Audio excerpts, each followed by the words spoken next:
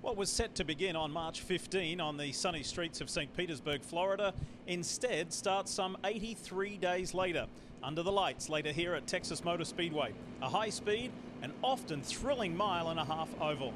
Now this track is in Fort Worth, a little more than half an hour away from Dallas. And over the last week, there have been protests sparked by the killing of George Floyd in local communities here, as there have been in so many others across America and around the world, including, as you've just seen, in Washington, D.C., in New York City, also today in Philadelphia. And while the Golden Gate Bridge remained open, as you can see, there was also a large gathering there as well in California. The nation is also still coping with the effects of the COVID-19 pandemic, so there are no fans allowed here at Texas Motor Speedway tonight, as the field of 24 drivers hailing from 7 states and 12 countries get set for almost 300 miles of racing in a little over half an hour from now. Really pleased to say, hi folks, Lee Diffie with you at a racetrack at Texas Motor Speedway, and we are sure glad to go racing tonight. Now, as we mentioned, no fans here tonight because of the COVID-19 pandemic. And as you can imagine, there are new safety procedures and protocols being put in place. And with more on that, we say hi to our teammate, Marty Snyder. Hi, Lee. Good to see you and good to be here at Texas Motor Speedway. You're right, IndyCar took these procedures very seriously. In fact, last week they handed teams this, a 35-page plan for all the procedures of how things were going to go here at Texas Motor Speedway. I talked to IndyCar President Jay Fry yesterday. He told me, listen, we learned a lot from NASCAR, from entrance procedures to medical screening, but the one big difference for IndyCar teams, they had to fly to this race. NASCAR has yet to have to do that. So what IndyCar did is they instituted medical screening in Indianapolis. Before the charter took off, before you could even board the plane, you had to clear medical screening there. If you didn't clear there, you went home. Then when you got to the track here at Texas Motor Speedway, you had to clear medical screening once again. So 2 screenings they had to clear before you could go into the paddock. The paddock itself is separated by manufacturers. Honda in one, Chevrolet in the other. It allows for easier sharing information. Also here on pit road, you can see the teams are all together. This is Andretti Autosport. The theory is, hey, if you work together during the week, you can work together during the weekend. That limits unnecessary exposure. Even the competition meetings with drivers and engineers and everybody here at the track were held via Zoom, Lee, like everybody else in the world. They held those over video. And for these crew guys, you got to give them a shout out. That charter left at 6 a.m. from Indianapolis, many of them up at 4:30 in the morning in 95-degree heat. They have been here all day long, but you know what, Lee? I have not heard one person complain. Everybody excited to be back to work and back at the track for a race. Everybody excited, super excited, and so too is this man here, the 2-time defending NTT IndyCar Series champion, Joseph Newgarden. By the way, he starts on the pole position tonight. Speaking of successful drivers, Scott Dixon, he starts right alongside him. He's ready to begin his quest for a possible 6th championship title. How about Mr. Indy 500? He is the champ at the moment. Simon Pagenaud ready to get things going again. And then a major part of IndyCar's youth movement, Colton Herta, the youngest to ever win in IndyCar history. Well, he's ready to go here. He was in the thick of it here at Texas Motor Speedway a year ago. And it's time to say, welcome to IndyCar Live, presented by Liberty Mutual. And it's nice to be back with my IndyCar booth mates. Here they are, Townsend Bell and Paul Tracy, IndyCar's odd couple. T-Bell, I know that you have been bursting to get back to the track. It feels good to be back, doesn't it? It feels terrific, and it's going to be an exciting night because this is Texas Motor Speedway. Normally, you'd start the season in March in St. Petersburg. You'd have the Indy 500 as your first oval. To come to Texas tonight and have 1 hour of practice and then the green flag is a mighty challenge. It will be exciting, but just know that every driver in this field will tell you this is the most intense and the sketchiest place on the schedule. PT, for you, and keep in mind that Texas Motor Speedway has never hosted the season opening round for the NTT IndyCar Series. This is quite the mountain to climb straight out of the gate, isn't it? It certainly is. It's extremely hot today. We saw temperatures 97 degrees. The track is hot. It's slick. We've had some crashes in practice, so this is really going to be a hard race to get through, and you really got to get off on a condensed season. You got to start off on the right foot. You can't afford to DNF this race with how short the season's going to be. Yes, due to the coronavirus and the COVID-19 pandemic, 17 races have become 14. Double headers are a theme. We'll talk more about that. Who are you going to be looking for? Well, we have to look at last year's championship top four. That is, of course, Joseph Newgarden, as we mentioned. His Team Penske brother, Simon Pagenaud. Then Alexander Rossi of Andretti Autosport and Scott Dixon from Chip Ganassi Racing. But let's start right at the top with the champ, with one of our Moments Connected, brought to you by Genesys. Newgarden is going to come out in the lead. Joseph Newgarden goes to victory lane. Newgarden wins in Detroit. Good job, Joseph. Let's go in the Lone Star State. Newgarden wins in Texas. He's already got 3 wins this year, and he wins here in Iowa. Joseph Newgarden is the 2019 champion. Just really thankful, man, for everyone that's done everything for me.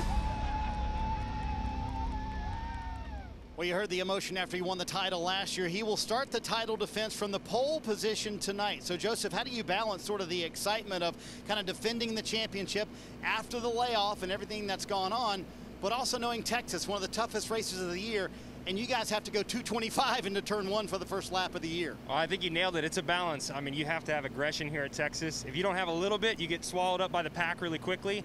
Well, we can't be going too big tonight to try and get ourselves on the board. I think having a good solid points finish is what's key for us, but it's great to be back. I love being back at work, love driving this XPEL car. Team Chevy's done an amazing job for us so far, as well as our team at Team Penske. But thank you to everyone that's made this happen. You know, all our frontline workers. I know it's been a tremendously difficult time period for the entire world, certainly for us here in the United States, and everything the IndyCar series has done. Eddie Gosh is at the track to just put this event on and be back and hopefully put on a great race for the fans. I'm really, really thankful to everybody. Well, Lee, earlier he told me, honestly, I'm a little nervous tonight. Joseph Newgarden trying to become the first champion to repeat in over 10 years. He's not the only one either, Marty, of the 24 drivers here tonight. Nerves is a common theme. When we come back, we're going to remind you about some of the youngsters who have got a big hill to climb here tonight. And we are on NBC at the top of the hour in prime time. Welcome to Texas Motor Speedway for the Lone Star State's first live professional sporting event in months. I know we've all been waiting to once again enjoy live sports with our family and friends. And what better way to start than with an IndyCar race right here in Fort Worth, Texas. So, welcome to the IndyCar's season opener, the Genesys 300, live from the Texas Motor Speedway in the great state of Texas. Governor Abbott, thank you very much. It's nice to be back in your great state of Texas, and it's not lost on the IndyCar community that this sport is one of the first to return to action. It's time to say hello to Kelly Stavas. Kelly, what do you got? Well, Lee, I'm here with Scott Dixon, of course, third time on the wins list here in IndyCar, 46, and 3 of those career wins, Scott, have come right here at Texas, but never quite in these circumstances and for a season opener. What's it going to be like to kick off the 2020 season at what a lot of people describe as the most intense of racetracks? Yeah, absolutely, and I guess what's normal at this point, you know, so coming in here, it's definitely with big open eyes and trying to figure out, you know, the difficulties that we're going to have, but, you know, the PNC bag number 9 rolled off really well. It was fast in the first practice. I probably didn't push it as much as I should have in qualifying. I think I kind of, after the first lap, I was like, I'll go a little bit deeper and didn't kind of make the gain that I thought I would on the second, but I think as we're going to lay out tonight, it's a shorter race, 35 lap stints, which is going to be pretty short, almost half of what we typically do here. So a lot of emphasis on, you know, in laps, the pits, you know, stops being perfect, and everybody covering the bases. So it's going to be extremely intense tonight. A shorter day and a shorter race than we normally hear at Texas Motor Speedway. Scott Dixon will be starting on the front row, getting close to the green flag. Can't wait, we'll be back.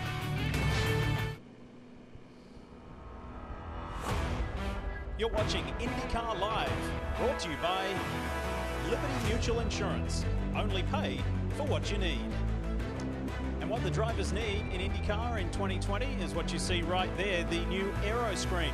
We'll talk more about that in a moment. But Townsend, why don't you take us on a walk through the evolution of IndyCars over the past few years?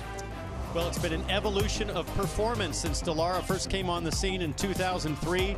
The DW12 version was introduced in 2012, and then Aero Kits, the Mark II version, came in 2015 with the manufacturer Aero Kits. All of those Aero devices disappeared again to unify and level the playing field. And now the story of 2020 with Dallara is the evolution, or revolution, if you will, of safety. The Aero screen is a huge game changer in the look, performance, and safety on these Indy cars. Some have already described them. They look like fighter jets on the ground, PT. So it's a titanium frame. The Aero screen adds some 50 pounds to the car. What are your thoughts on it? As a champion driver, would you like to drive with one? Well, it's the evolution of racing, and IndyCar's taken the first step, major step, into huge safety gains. And these cars now are like rockets with wheels on them. So even though they look visually stunning to me, beautiful to look at, there are some drawbacks. Inside the car, very hot. We saw temperatures today up over 120 degrees cockpit temperature. So that's going to add fatigue for the drivers. It's going to have fatigue, and it's also going to take adjusting to the fact that it's much quieter in the cockpit, about 80% less sound, because of course your head's not sticking out at 230 miles an hour. IndyCar working with Red Bull Technologies and various other companies to form that as well. Of course, Formula One has the Halo. Now IndyCar has the Aero screen. Marty?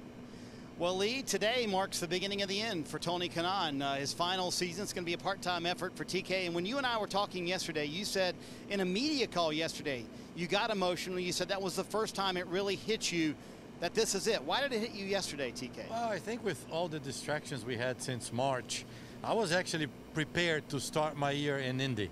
And then we postponed Indy, so when you get busy with the kids, we have 4 kids at home that kept us extremely busy, and then all of a sudden we get to talk, and then it hits me, right? So, and all, everything. I mean, the 711 retro paint scheme, it's a paint scheme that I won 13 races, a championship. We dominated.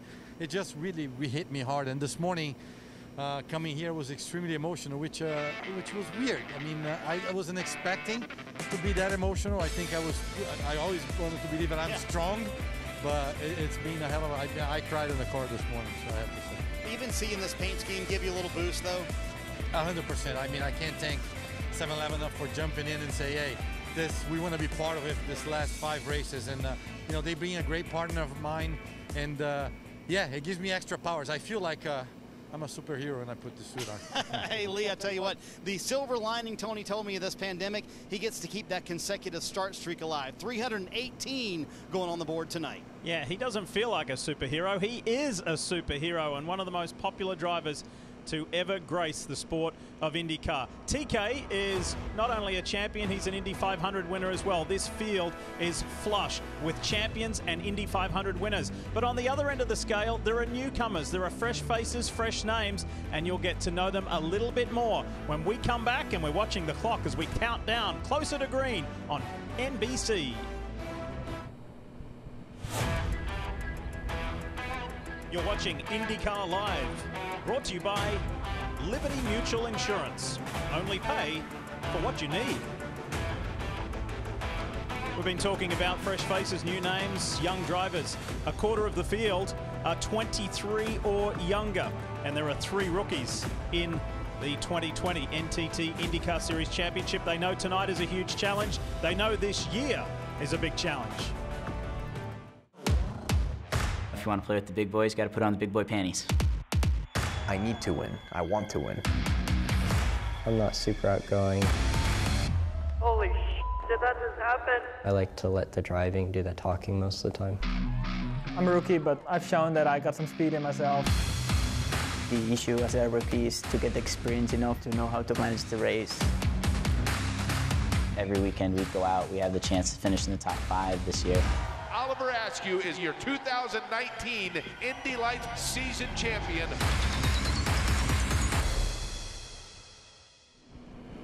One of those young drivers, Colton Herta, right there in that final shot, 20 years old from California. Hey, when we talked to your teammate Alexander Rossi earlier today, he said you were the best Andretti Autosport car tonight. You agree? I think we're good. I think our qualifying doesn't really represent our race pace. We had an electrical issue, so we had no radio communication, and then we were in the wrong switches for qualifying. So the pace is a lot more promising than it looks. So I think we should have a good day. The car seemed very strong, and we rolled off the truck real nicely. So looking forward to get going. I think it's going to be tough to pass, but I think we might be able to do it. And remember, late in the race last year, he was battling for second, got in a wreck. Might be a factor tonight, Kelly. Well, Pato O'Ward's not a rookie, but he had never turned a lap here at Texas Motor Speedway, never raced an oval in an IndyCar until you do it tonight. So, Pato, what is your approach for this crazy race we have ahead? I think the best thing we can do is just be patient. It's a very, very long race. It's the longest oval race I have ever done. So I think we have an adventurous, exciting race ahead of us. It is a compound that we've never driven on here in Texas. Well, at least I haven't. So I'm excited. I'm excited to get this season started. Sure. And we're excited to see this young Mexican driver, Lee. He impressed last year. We'll see what he can do starting 18th. Pato did well in qualifying and also in practice. This is a very busy schedule. We've been using the term arrive and drive. Not only do they have to race just under 300 miles tonight, but they've had to qualify. And then earlier today, guys, just the one and only practice session. And Paul, it was eventful. And we're talking about this theme of young drivers. One of the rookies and the youngster, the 19-year-old Dutch driver, Rinus VK, he had quite the moment. Yeah, early on in the practice, he made a mistake, got low, touched the line, lost control of the car. But he's been mentored by Arie Luyendyk Sr., who's a two-time Indy 500 champion. Arie went and had some words with him this afternoon, and tonight they got the car fixed, and he's going to play it cool for a while. Yeah, VK just got well below the white line there on the apron in turn 3, turned his car around with big impact into the wall, and then Takuma Sato, last year's pole sitter, fired it into turn 1 up high, not a lot of grip up there, and then massive impact on the front of the car, the rear of the car heavily damaged. They're trying to fix his primary car as we speak. They are racing to get through technical inspection, which they have to do before they can start the race. You see some of the damaged parts outside the garage, and just inside you can see a peek of all the mechanics working away. The Ray Hall, Letterman, Lanigan crew have been working flat out to get that car ready in time.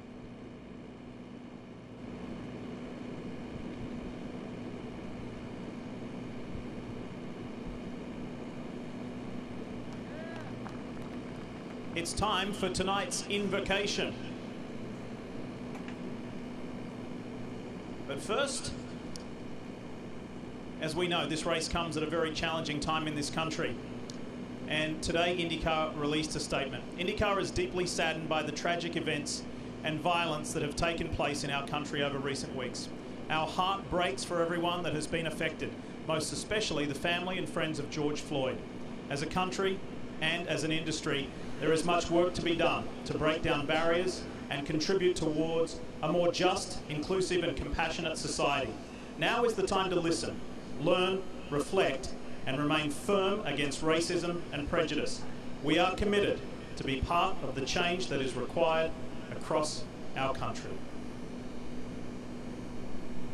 Time now for the invocation. And from the Texas Alliance Raceway Ministries, Reverend Brett Schisler. Would you please pray with me? Most loving and gracious God, as we come here this evening, we thank you. We thank you for the men and women all over the world, both near and far, that have given us this opportunity to come here tonight and pray as free people. Lord, we think about all of the healthcare workers all over the country that have worked so hard to keep us healthy and bring us back to a new normal. Lord, as we come here tonight, we simply ask that you would guide us and direct us. Give us your wisdom, your will, and your understanding, and especially your peace. And finally, Lord, as we come here this evening, we ask for safety. We ask that you be with each and every one of the drivers, with all of the crews, with the fire workers, and with our world. It is in the strong and beautiful name of your Son, Jesus Christ, we come here this evening and we pray. Amen. Reverend Schisler, and in light of recent events, IndyCar asks that we now all observe a moment of silence.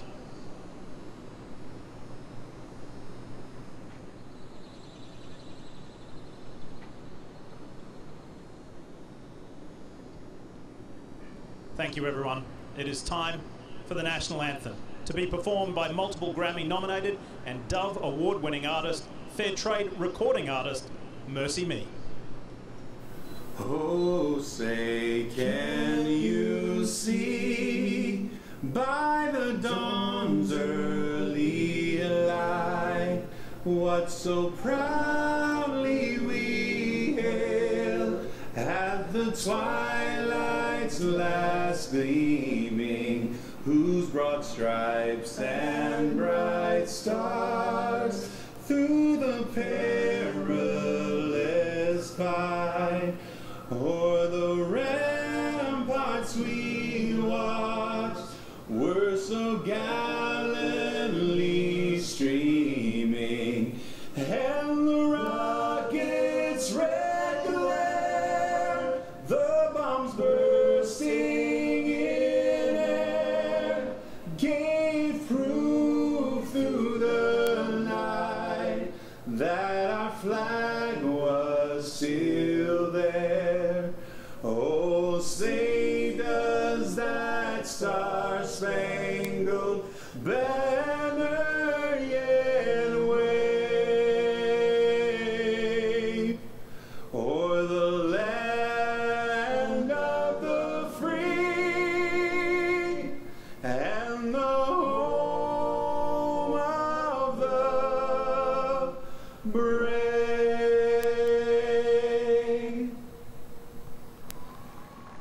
Adding a little local flavour from nearby Greenville, we say thanks to Mercy Me, and thank you for watching IndyCar Live, presented by Liberty Mutual here on NBC SN. Coming up next, it's Ninja Warrior, American Ninja Warrior, but we encourage you to make the switch to NBC because the NTT IndyCar Series is in prime time on NBC, the Genesys 300. Make the switch. We'll see you in a moment.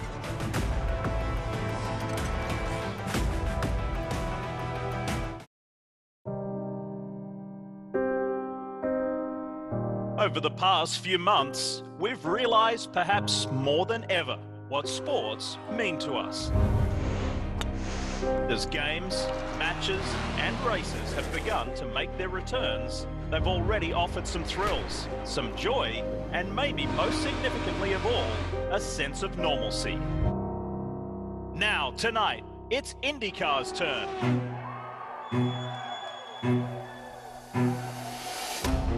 As a season that was meant to begin in March roars back to life in Texas at a track with lightning speed that has seen some of the most memorable finishes in the sport.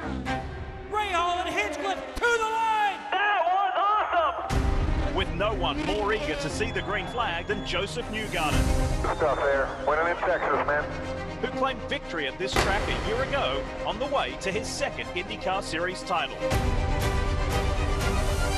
Joseph Newgarden is the 2019 champion! For every driver, every team, and every fan, the wait is over.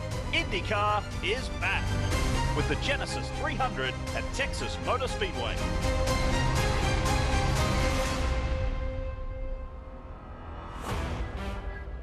What was set to begin on March 15 on the streets of St. Petersburg, Florida, instead starts tonight under the lights on this high-speed mile-and-a-half oval in Fort Worth, Texas.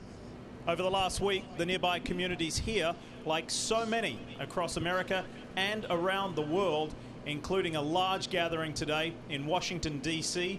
It wasn't the only place either. New York City saw very large crowds.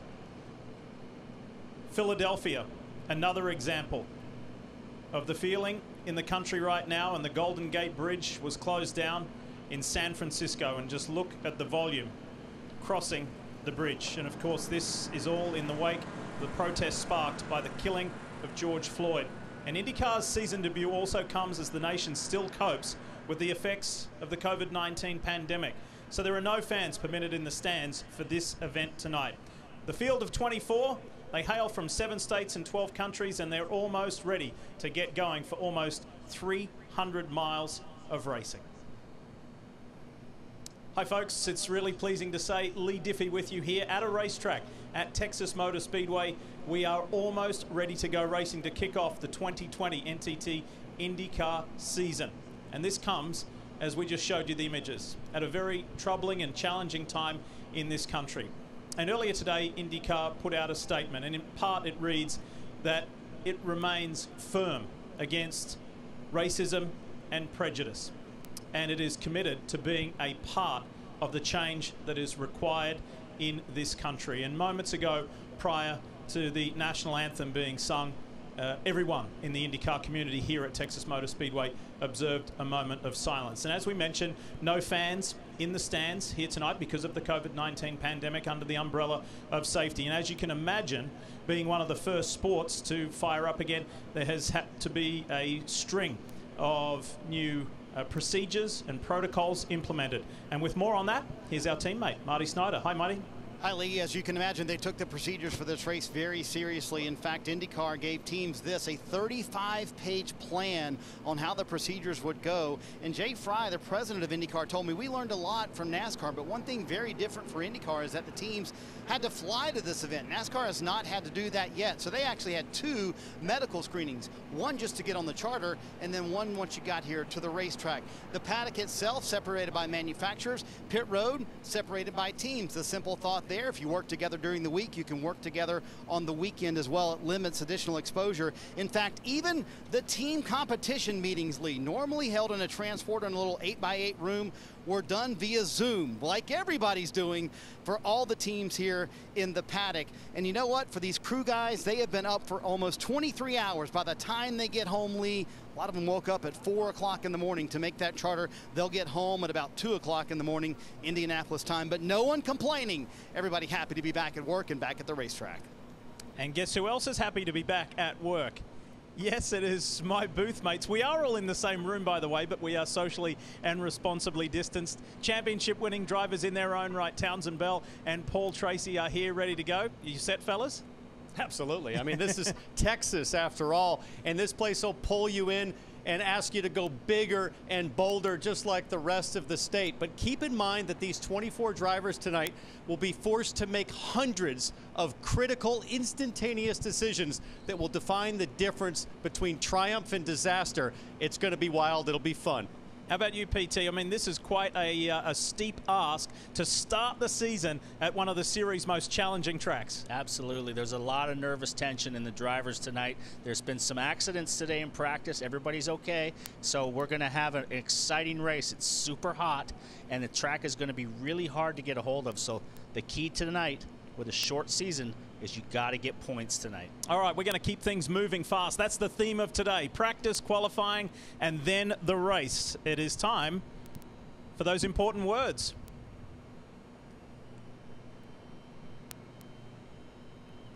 The command will be coming soon. And of course, this is the Genesys 300.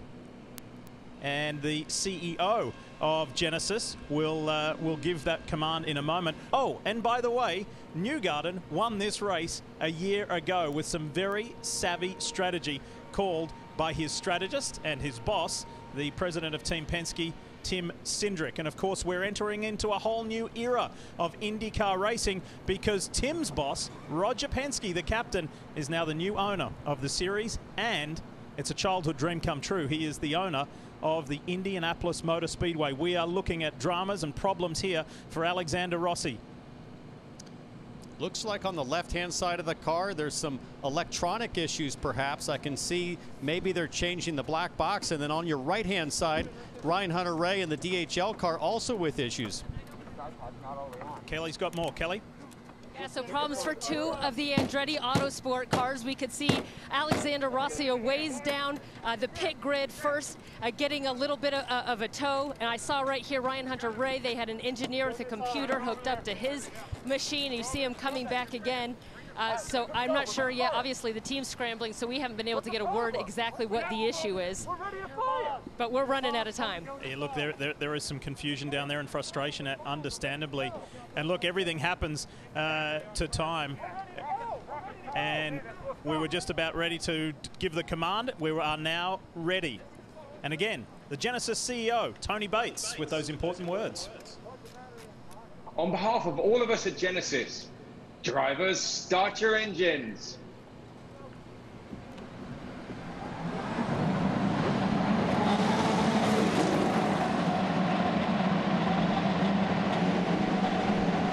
Engines are fired. What a great sound that is to get our 2020 season kicked off, Texas style.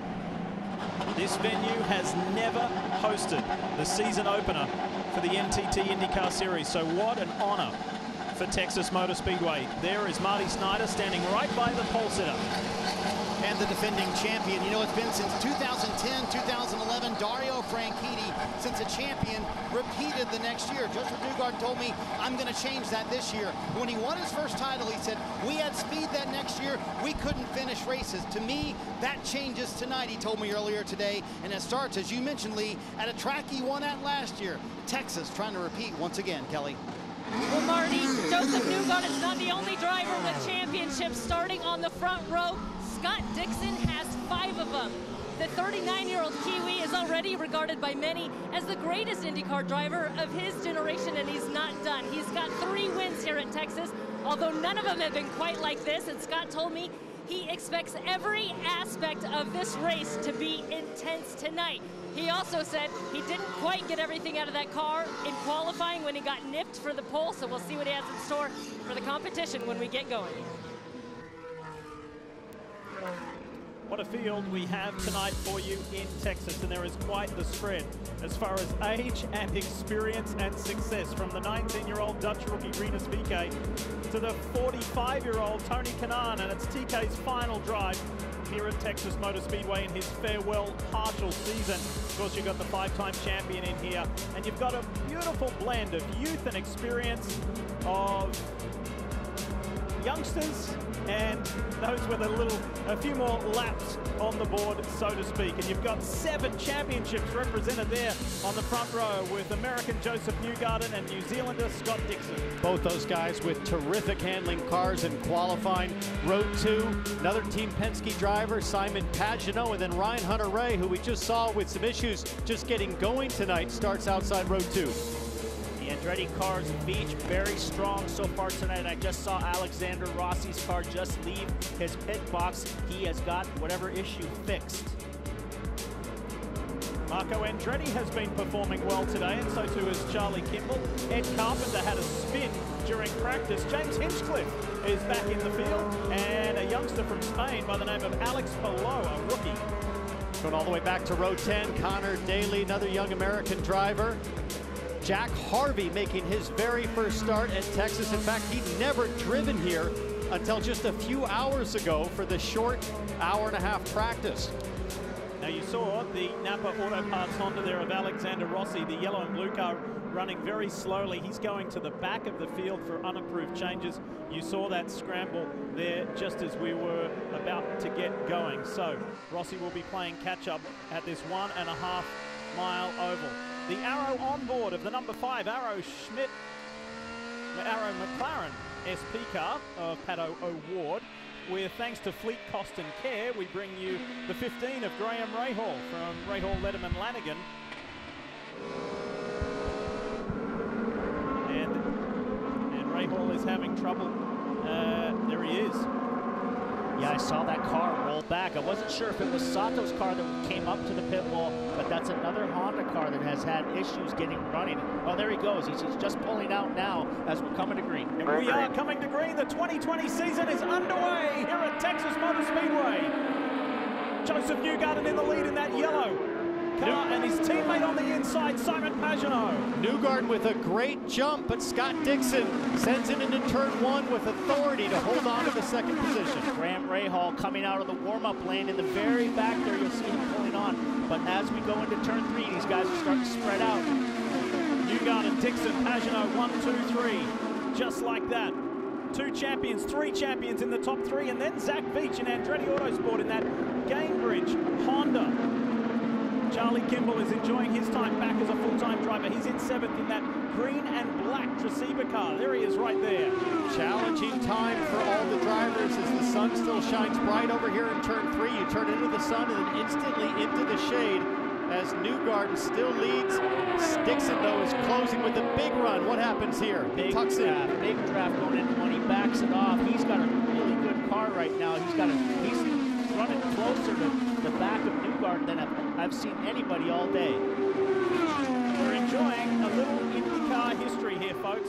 You're watching the first race with the newly implemented aero screen right around the front of the drivers. Now setting sun is always an issue here at Texas down in turns 3 and 4. Now add the aero screen. It will be interesting to hear the drivers' feedback post-race. Simon Pagino right there on the back of Scott Dixon's gearbox. Little gap to Beach, and then there's Erickson, Dixon's teammate. That's Rosenquist there in the 10. We ride on board with the other Genesys driver. And Paul, early on, it sure looks like this aero screen is punching a big hole in the air. As you can hear Rosenquist get on the rev limiter, it might be that he's geared a little too short to really get a run and complete the pass. Yeah, it'll be interesting to see if they've missed the gear ratios for tonight, because as it gets cooler and they run faster, you're going to be really out of gear if he's on the limiter already. And look at this. That's Hunter Ray in the yellow car and Alexander Rossi in the blue car, teammates, and Andretti teammates with a drive-through penalty for unapproved changes prior to the start of the race. So last year's race winner here in Texas and the two-time defending champion Joseph Newgarden leads the way in the XPEL Chevrolet for Team Penske.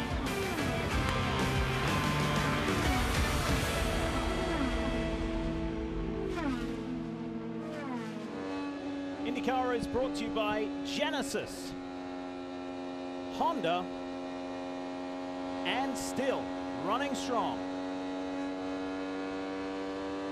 You're watching the Genesys 300, the opening round of the NTT IndyCar Series.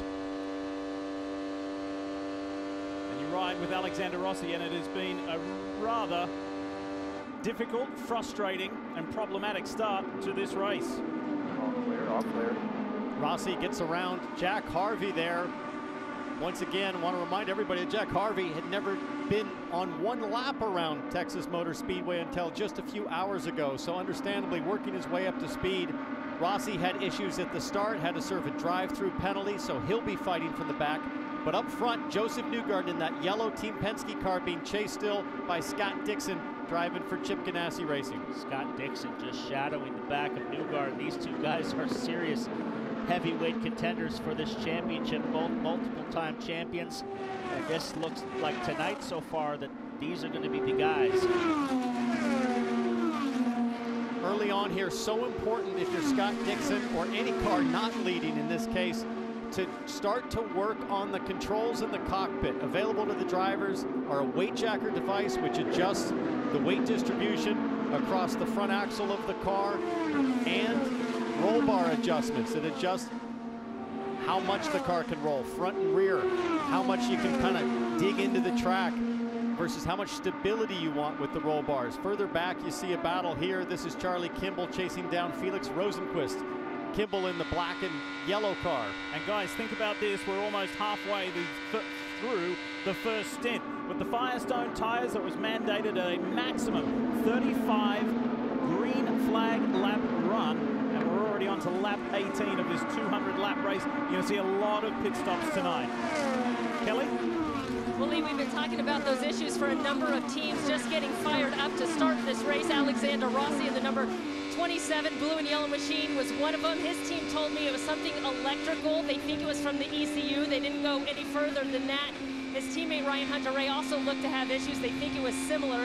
And then their Honda teammate Graham Rahal, who we are on board with, now being scored 3 laps down. The team told me they had to reprogram that car's ECU. So problems all around. They were all Hondas. And then one final note, it was Graham Rahal's teammate Takuma Sato that had the wreck in qualifying. They were not able to get that car repaired and through tech in time.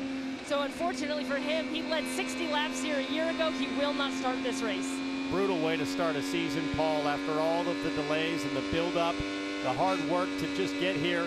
And for Graham Rahal, you're 3 laps down at the green flag. That's tough. Well, it is, but there's a long way to go tonight. Don't forget, a couple years ago, Tony Kanaan was 2 laps down and then came through to finish second. So this is a long race. There's going to be lots of yellows, and there's opportunity and strategy to get back on the lead lap. Firestone telemetry there on your screen. And speaking of Tony Kanaan, he's running well inside the top 10 in 9th in that retro 711 style. Meanwhile, Jack Harvey here is in danger of going a lap down because race leader Joseph Newgarden is on him. But in defense of Jack Harvey, this is his first time ever at Texas Motor Speedway in an IndyCar, and this is a tough slog. And I commend Jack on the way that he's handled himself. He's staying well within himself. This is a daunting exercise, folks. Never raced here before, a one-day show, and you've got to try and get up to speed in the AutoNation Sirius XM Maya Shankar, the beginning of the first full season for the Ohio-based team, who have now formed a technical partnership and alliance with Andretti Technologies. And it's overwhelming to just Hold on just for another 10 laps or so. 10 laps until everybody will have to pit at lap 35. Mandatory limit of 35 green laps tonight on the Firestone tires. But I was going to say, Paul, it's hard enough to just try to take in your very first day on an oval, let alone jump into a race that same day. And then the moment that Joseph Newgarden, if he can lap Harvey, all of a sudden you're in dirty air just trying to survive. Yeah, absolutely. But Harvey's doing a good job right now. Looks like he's got his legs under him, and these guys are having a hard time closing up on him. So they've kind of stalled out behind Jack, and maybe he can hang on to the lead lap as we get closer to the pit stops. And Paul, that's the point that everybody up top in the spotter stand has noticed. Notice Joseph Newgarden has caught lap traffic, and he can't pass him, so passing going to be very difficult tonight. That means pit stops very critical. Again, a 35 lap limit on these tires. As you can see, we're on lap 25, so these teams will be coming to pit road very soon, Lee. And Joseph Newgarden from pole to leading every lap. This could not be a better start to his title defense. It's also his first IndyCar race as a married man, as we congratulate not only Joseph, but his longtime partner Ashley, who tied the knot late last year after the season was finished. And so too did his Team Penske teammate Simon Pagenaud and his longtime partner Haley. So there's been lots of families joining, lots of families being created and expanding right throughout the IndyCar group throughout this 2019-2020 off-season. Newgarden, Dixon, Pagenaud, and then Zach Beach having a tremendous run to start his 2020. There he is.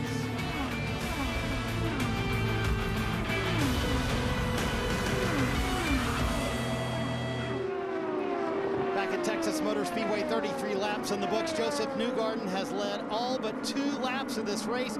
Came on the radio 2 laps ago and said, I have a bad vibration. Feels like the right rear is coming apart again. All these teams have to come to pit road within 35 laps. So in the next 2 laps, you're going to see everybody on pit road. This should not be a massive penalty for Newgarden, even though he's going to lose a lot of time here. Everybody else on the track will be down pit road in just a moment. As you saw, it was a pretty decisive move from Scott Dixon to grab the lead from the ailing Newgarden. Here is Dixon in the PNC Bank Honda for Chip Genesys Racing, the team celebrating its 30th anniversary. This is a tricky track at speed, and even trickier getting the pit lane. Coming to you, Marty. Oh, look at that pit road. It is packed. Scott Dixon, you saw how close he cut it there.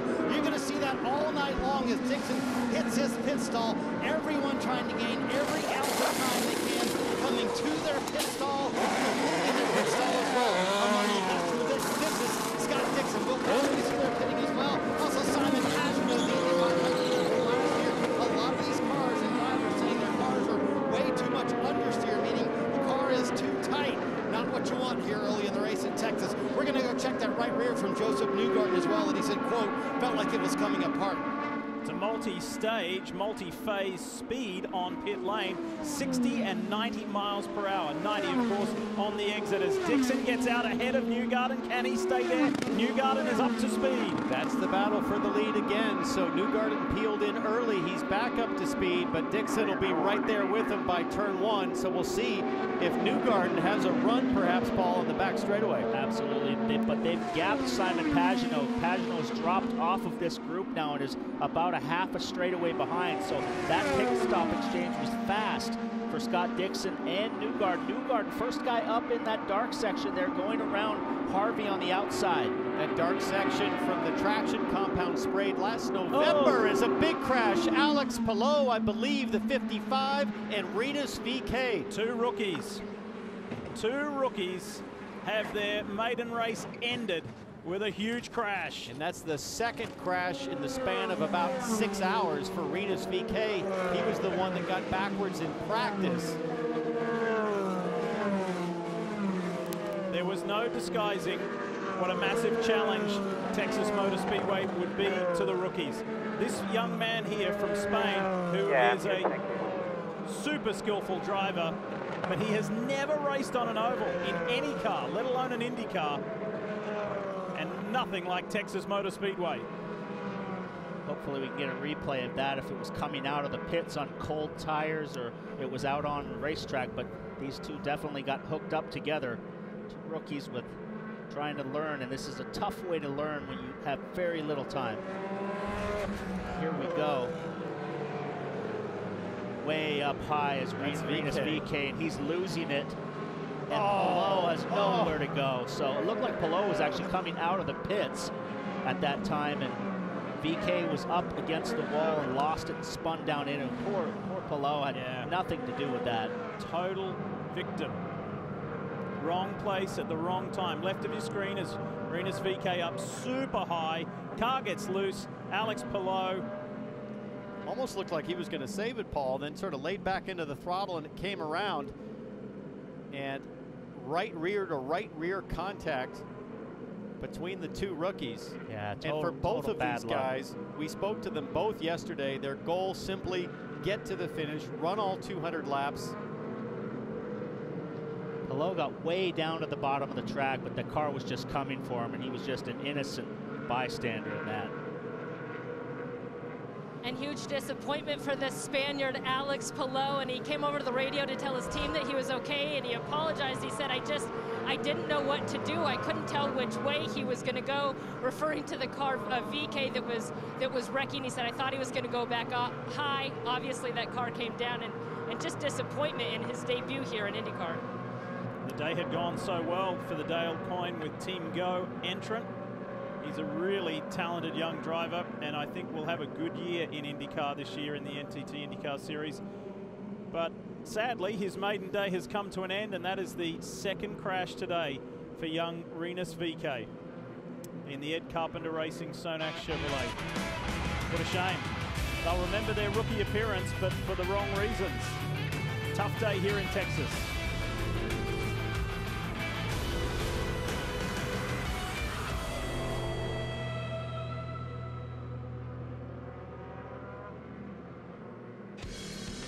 Dwayne Johnson's Titan Games are already summer's biggest competition.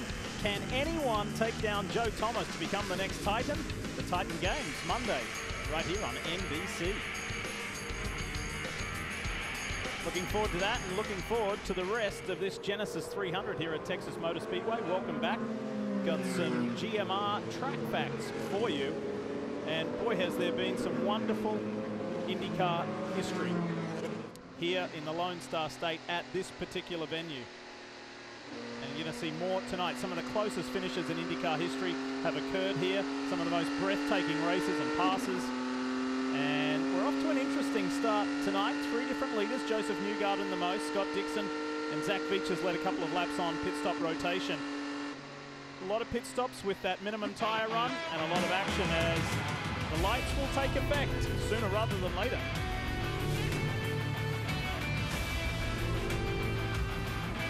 Lee Diffie, Townsend Bell, Paul Tracy, Marty Snyder and Kelly Stavist. Really excited to be with you to get this NTT IndyCar Series started for 2020, albeit several months late. We know it has been a difficult situation with the COVID-19 pandemic, but time to enjoy some live sport, live racing. Time to bring the action in Texas. Let's get back to it with Scott Dixon, the 5-time series champion, leading the way. Further back, the blue and yellow car of Alexander Rossi trying to make a move on Ed Carpenter. There's very little grip up high there on the darker pavement, and he has to back out of it just to hang on. Yeah, he went for a ride there. He went for the outside, and then it just took off on him, and he had to skate it all the way up to the wall, lost 4 positions, but he is a lap down. His Veach now is looking at the back of Will Power, and Charlie Kimball to the outside with a big run. That green and black Chevrolet for A.J. Foyt Racing. He's on the high line, the slippery line, and tucks back in behind Zach Veach. He hung it there pretty good, though. He came off the corner as we get too wide on the back straight. That's Rosenquist in the NTT data car for Chip Ganassi Racing. And it's obvious here early on, nobody wants to run up on that darker section. Again, from the traction compound for the NASCAR race, the Firestone engineers telling me that surface measures about 15% less grip as somebody, I think that was Ericsson, getting a little high between 1 and 2. He got high in practice and the car took off. It stuck a little bit better that time. Guys are getting real racy in the back though. Rossi again, too wide on the black. He's investigating that high line continually in the Auto Nation. Right behind you, one back. Napa Honda for Andretti Autosport. He told us today when we were talking to him via Zoom that it has been a struggle, and he's not particularly a fan of the aero screen either. Half back on your bumper. But it is here to stay. On the left of your screen in the Gainbridge Honda, Zach Veach. On the right of your screen in the Tresiba Chevrolet, Charlie Kimball back to full-time IndyCar driving, Kelly. And Alex Palou has been released from the infield care center. The young rookie involved in that crash. Really nowhere to go, Alex. But what was the racing like in those limited laps you had to that point? Yeah, that was a shame. I was having a lot of fun, getting up to speed and comfortable with the car. But yeah, today it's been good so far. Until that crash, we were really strong on qualifying. The car was strong, and I was getting comfortable with the car, with the tools during the race. And it's a shame, but I guess that's all with racing. I learned it on the hard way. It's a shame that we couldn't do anything, but that's racing, so we have to keep pushing. Glad to see you're okay. Thank you, Alex. Thank you. Marty. Kelly, right-hand side of your screen, that is the battle for second between teammates Joseph Newgarden and Simon Pagenaud. Right behind him is Felix Rosenqvist as Pagenaud tries to get second there. Rosenqvist, we've talked about the temperatures all day long, Townsend. It's been 90-plus degrees out here, 120 degrees in the car.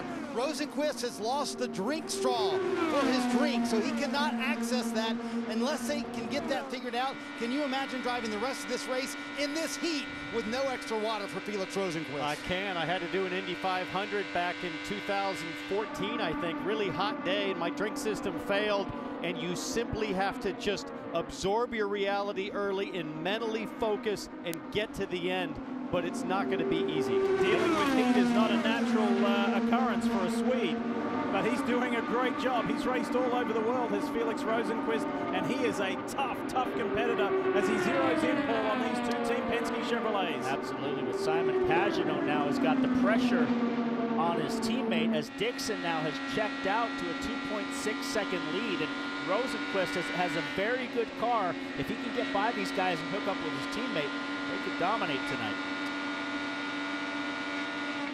But the tires trying that outside groove down here. I like how the spotter is suggesting trying the outside groove, Paul.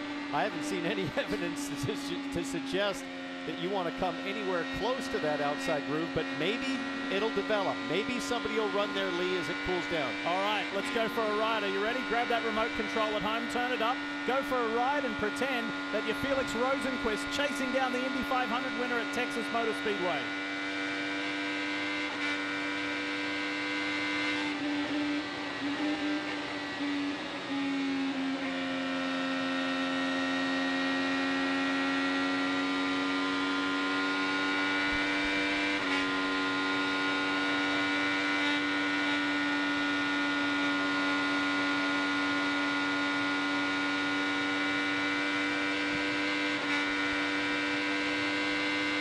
Just did a lap at nearly 207 miles an hour, average speed.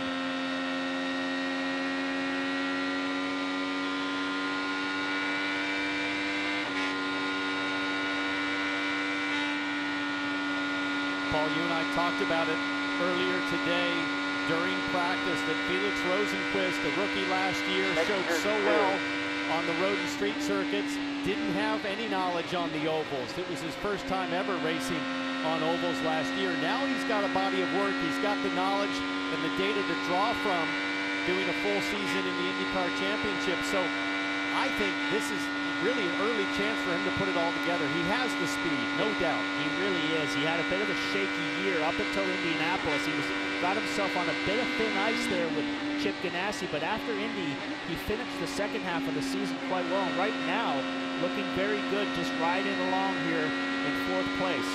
Yes, your eyes aren't deceiving you. There are now 3 cars under the Chip Ganassi umbrella because the number 8 Husky Chocolate entry of Marcus Ericsson is in the fold now. And this is Connor Daly, who's been the biggest mover in the field since the start. He's made up 9 positions from his starting spot to be running 10th in the Gallagher Chevrolet for Carlin Racing. Just the one car this weekend for Carlin. And Connor, who has a full-time program this year, but not all of the races are with Carlin. He will share the number 20 Ed Carpenter Racing Chevrolet. Ed does the ovals, Connor will do the road and street courses. Keep it up, we're halfway on tires, halfway. And there you hear the radio communication into the top 10 for Connor Daly. It was interesting yesterday when we were chatting with him. He said the first time in his career, his entire career, he's gone back-to-back at a track with the same team. He was here last year at Texas with Carlin. He said, looking at my own data, all of that massively helpful for me. I feel like the learning curve is exponentially quicker. Gets hurt halfway on tires. Joseph Newgarden further up in second. They're a little closer on tires. I think they're going to pit in about 16 laps or so for Joseph Newgarden and those guys, because once again, he's picked up that understeer, and that chatter is back in the right rear. Take a listen on the radio. Now I'm starting to understeer too much. Definitely at the beginning, but still picking up that vibration. And that's the vibration that he's been talking about. So Townsend, it's interesting because on the very first stop of the day, they were forced because of that vibration to pit a couple laps earlier than Scott Dixon. So that's going to expound upon the day. It's going to make the day even worse because it's going to grow. Every segment, they're going to have to pit a couple laps earlier than the 9 car. That could cost the reigning champion, Joseph Newgarden. Well, we'll see if he pushes it and tries to run a full 35 laps now that he knows, hopefully, that the tire looked okay visually. Even if it doesn't feel okay, he might have pitted early just out of an abundance of caution, Paul, to make sure there wasn't a bigger issue. Yeah, and he's really the only guy that is complaining about a rear vibration. And Simon Pagenaud has kind of fell off the back of Newgarden. He's disappeared. He was right there, so maybe he has an issue with tires, but I'm speculating here. Maybe they're a bit aggressive on camber and just working that tire a little too hard. But up front, no issues for that PNC bank car. Lee Scott Dixon, smooth sailing, looked so strong in qualifying. He felt he had the fastest car and should have been on pole. And boasts now a 4.5 second lead. The 5-time champ is looking good for the first race of a new season.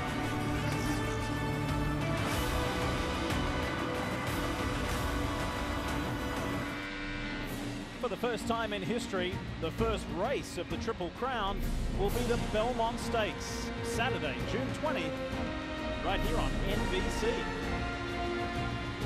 Looking forward to that. That's not too far away. Welcome back to Texas Motor Speedway. You're watching the Genesys 300, the season opening round of the NTT IndyCar Series. You ride with Felix Rosenqvist. He's in 4th at the moment, putting a lot of pressure on the Indy 500 champion Simon Pagenaud. As the temperature now is still hovering around 95 degrees as the sun is setting, Townsend. Sun still on the back straightaway, but the front straightaway is in shade from the grandstands. And I think the biggest difference in track performance is the track has dropped about 20 degrees since the start of the race, and that probably makes the biggest difference in terms of track grip. Rosenqvist looking for a way around. Tough to pass here. He doesn't want to risk going too wide and getting high. He's just got to time and run off the corner like Dixon did and get down, but Pagenaud there blocks the inside, just kind of fades over and shuts off the inside. He's going to force Rosenqvist to go to the high side, but here's the run. Hey, Pagenaud's complaining about vibration. Let's start working on him. This is going to be sketchy, though, for Rosenqvist. He really doesn't want to have to run up high on that black stuff, so he tucks right back in. He's going to try the run again. Over-under. He just did a perfect over and under, and now he's side by side, so Pagenaud can't shut the door on him. That was timed to perfection. Third place for Felix Rosenqvist at the moment as we edge ever so close to the halfway mark, Marty.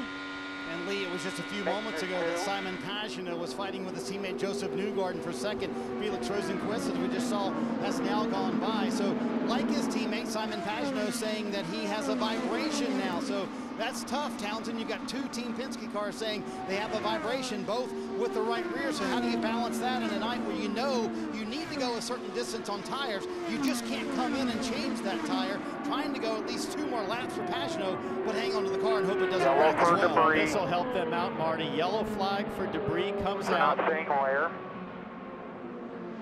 And if you're hanging on, you could exhale for a few laps. Scott Dixon sees his almost 6-second lead evaporate just like that. Pace car speed, Scott. We'll find a pace car here. familiar voice of Mike Hull, who has been on Scott Dixon's radio for so long. But a change for Scott, though, after many years of being engineered by Chris Simmons. Mike Cannon, renowned engineer, comes over from Santino Ferrucci's car from Dale Coyne Racing, and he is now engineering Scott Dixon. Another change in the off-season for Scott and his wife Emma and their 2 daughters. There's a new addition to the family. Scott now has a son.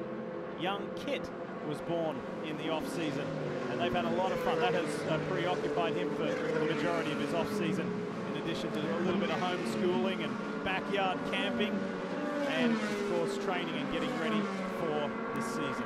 All right, Kelly is with the guy who's had a really rough day. You got a feel for Rinus VeeKay. Yeah, the Dutchman has been released from the infield care center, but certainly not the start that you were looking for in your IndyCar debut. That crash in practice, and again here in the race. What happened in this latest one? I got a little too high going around Santino, and I lost the rear on the marbles, and eventually got collected by Alex. It's very, very unfortunate.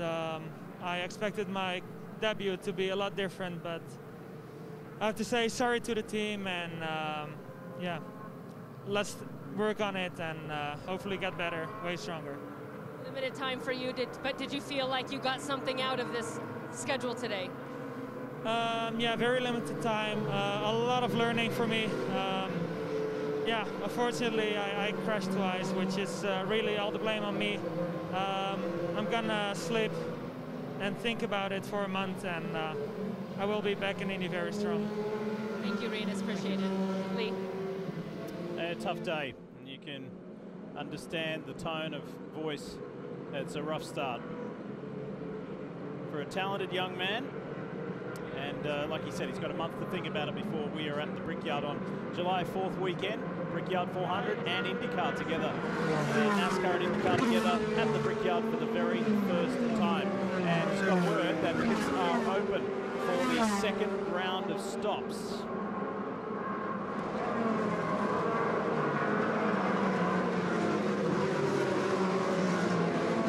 Gonna get busy again. Marty Snyder's there. Take it away, mate. And it was just about time for these guys to come down pit road to get fresh Firestones and Speedway fuel. Anyway, Felix Rosenquist in third. They said, do you want any changes? He said, nope, leave it just like it is. Obviously, also for his teammate Scott Dixon, when you have a 6-second lead, you don't want any changes to the car. The only thing he wanted was a tear-off on the left and on the right to make sure that there's no issues with visibility. And Joseph Newgarden, that understeer and that vibration in the right rear, they're going to fix that with some fresh Firestones. Newgarden with a quick stop. He will win the race off pit road. Tight after that between the Genesys guys. Scott Dixon's rear tire had a wheel nut fall on the ground. They were a little bit slow on that. I had my eye on it. The outside rear, the nut got away, and that really cost him. I think Will Power stalled in the pits too, so more trouble for Penske. Yeah, he stalled it in the pits. I got the starter out. They're going to have to crank it up. So Will Power here losing time. Under caution, shouldn't hurt him too bad. He's going to have to go to the back of the pack, but we've talked about how tough it is to pass here in Texas tonight. Let's take a look at this pit stop again. Race off pit lane. Rosenquist, I think, beats Dixon, but for Will Power, they just never had the wheel on. And look, it was spoken about before this race even began. The pressure on the crews. One day, lots of work, hot conditions, and a lot of extra pressure with extra stops. Intensity is high here in Texas. Back at Texas Motor Speedway, 115 laps to go here in the race. NBC's coverage of IndyCar is brought to you by Gainbridge. Protect and grow your savings with confidence. Learn more at Gainbridge.life. NTT, official sponsor and technology partner of the NTT IndyCar Series, and by Fleet Cost and Care. Unleash the full potential of your fleet with Fleet Cost and Care software. Back here at Texas Motor Speedway and getting ready to go back to green. You saw that fierce fight off pit lane And Joseph Newgarden, who has led 36 laps of this race thus far, sees the green first, but there's two Genesys cars keen to get that spot. Dixon in the orange and blue PNC bank car goes around the outside of his teammate. Will it hold? Will it stick? Yes, it will. Great move, Dixon. Big, bold move from Dixon to put the outside run on his teammate. They know that on fresh tires, this is a great opportunity to make up positions before you have to kind of slot in. And you also have to be patient if you're the Genesys drivers, knowing that Newgarden has struggled to run the distance over 35 laps without picking up a vibration. Yeah, Dixon seems frantic to get back to the lead. He's just got to wait this out now and see if the tires go away for Joseph Newgarden. Historically, the Penske guys have had tire trouble with an aggressive setup. We've seen this in the past, so right now he's just got to sit and wait. Last season, Rosenquist and Dixon had an epic battle for the win at Mid-Ohio, and you would never think they were teammates. How tight and how aggressive they were racing each other. It just feels like this could shape up to be those two Genesys drivers going at it at the end tonight, Paul. Yeah, Felix is right there on the back of his teammate Rosenquist. He's got to be careful he doesn't get up too close. It's still early days. We've got a long way to go. We're well short of the halfway point, so he's just got to sit here as well and just wait and see what happens. This is really going to get serious with about 30 to go. There's been plenty of attention on these front-running guys. Take your eyes back a couple of positions. The yellow, blue, and black Gainbridge Honda for Zach Veach, and right behind him, Charlie Kimball, and right behind him, Marco Andretti. These three guys here have had a phenomenal night, running in the top 10 since the drop of the green. Kimball only did 7 races last year, and here's the fight for the lead. Dixon likes that high line and goes to the front. What a pass from the outside, drafted up the front straightaway, swept around the outside, and here comes Rosenquist. A big block by Joseph Newgarden. Felix has got to time this exactly like he did on Simon Pagenaud. Try to execute the over-under, Townsend. Well, Dixon's just going to check out now with clean air until he catches lap traffic. So Rosenquist just needs to be patient like he was with Pagenaud, the other Team Penske driver he was battling with on the last stint. Rosenquist can settle in here, study Newgarden, try to make a move, and then catch his teammate. There is nobody in Dixon's lead with a pass like that, and look at him, he's gone. Oh, Felix got a nice run off the corner. Here he comes on the outside. Can he pull off the same pass? He's not quite there up far enough. I don't think he's ready to send it this early in the race like his 5-time champion teammate Scott Dixon. It's only Felix Rosenquist's second appearance at Texas Motor Speedway. Got to time it, that's all. Clear by 10. There you go, there's some words of encouragement. Just got to time it, that's all. That's all you got to do. It's easy. At 210, 220 miles an hour. You're better on the long run than he is. Last lap for Dixon, 212. Last lap for Newgarden, 209. Scott Dixon has a rocket of a car. Hey, Marty, with the issues on the first 2 stints with Joseph Newgarden and tire vibration, has there been a lot of discussion on what they might do to fix that, or do they feel like they're in a bit of a hole? Well, I think they feel like they're in a little bit of a hole, but a lot of times what you'll see is you lay down more Firestone rubber, Towns, and the track gets better, and sometimes those vibrations tend to go away. But already his teammate Simon Pagenaud, who's running in 4th, said, 1 lap in, I already have a vibration. So you got to wonder if something with these Team Penske setups. Meanwhile, Scott Dixon out front after that bad stop said in a very determined leadership voice, let's go get them, boys. That was before the restart, and he went from 3rd to 1st, and he is not looking back. Guys, I wonder if there's no visible damage to the tires, whether there's a wheel bearing issue, a prep issue, gearbox issue. It could be anything in the suspension, Lee. And I think there's a little bit of frustration that was there after being beaten off pit road there with that little bit of a hiccup from Scott Dixon. So we know that it's just gone past the 9 o'clock on the East Coast, 6 o'clock on the West. We want to welcome you to our coverage here on NBC and get you up to speed on what has gone down in the opening half of the race. There was a hiccup at the beginning, not only for Ryan Hunter-Ray, but his Andretti Autosport teammate, Alexander Rossi. And these guys went to the back of the field for unapproved changes to the car. Graham Rahal was affected by a similar issue. So it was a really frustrating start for these guys, and they were also handed a drive-through as well. So to rub a little bit of salt into the wounds. But Dixon has looked like the car to beat from very early on. Absolutely, and he's demonstrated that with passes like this on Joseph Newgarden, who had to pit early for that rear tire vibration that we've been talking about. And then Paul, chaos, lap 38. Yeah, Renus VK got high. He said, I just made a mistake. He had a crash in practice, didn't really get a lot of time, got high, and then took out Alex Palou. It was a shame for him because Alex was doing a real nice job. Then we scoot ahead to lap 78. Debris, track needed cleaning, and Dixon got beaten off pit road. It was a bad stop for Will Power with that right rear issue. Joseph Newgarden launched out of his box. He got the lead. But speaking of the lead, how about this for a move? Scott Dixon on Joseph Newgarden with authority on the two-time defending champion. And that's where he sits, almost 2.5 seconds out in front in the PNC Bank Honda. Yeah, his car, Townsend, is on rails. He was frantic to get back to the front, and he did that in really a matter of 5 laps, and now he's just maintaining a gap. Well, once again, we've got to recognize the outstanding effort tonight from Zach Veach. He currently leads the Andretti drivers running in P5. Had a solid rookie season in 2018. Last year, lots of mistakes, sophomore slump. So great to see this young American, Kelly, come out with a strong run tonight. He grew up in Ohio, surrounded by dairy farms and cornfields. He says he absolutely loves Texas, but he's gotten into the turn 2 wall the last 2 years. So he said this time around, besides not doing that, he wanted to remain patient and make sure he was there at the end. He's trying to get the fun factor back after a frustrating year last year, as you mentioned, Townsend.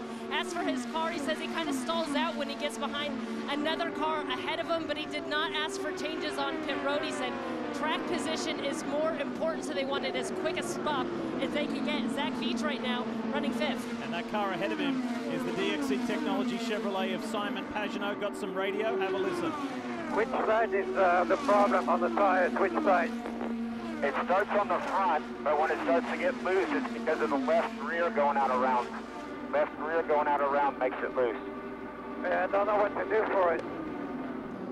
That's typically, Townsend, I've experienced that at Indy, and it's a toe out thing. Like if you don't, if you have, too much toe out, it wears the tire into like an egg shape. Well, sometimes what can happen too, and I've had the same thing at Indy like you, is also pickup. So picking up spent rubber on the left rear, and that can also get the tire out around from a vibration standpoint, Marty.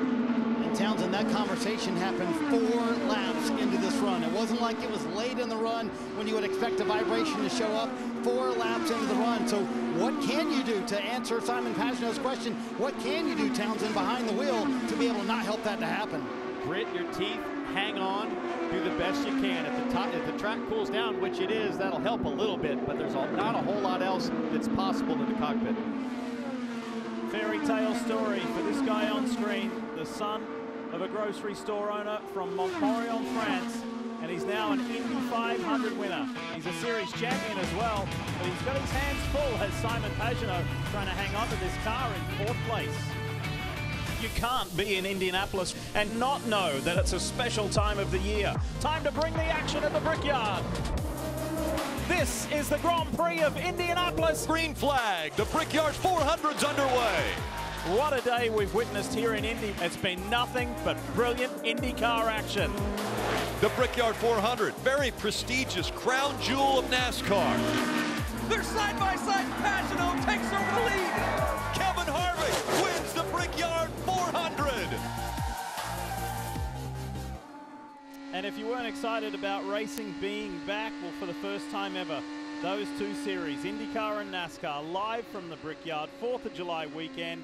IndyCar in the Xfinity Series, of course, on the road course, Cup on the big oval, and it's right here on NBC.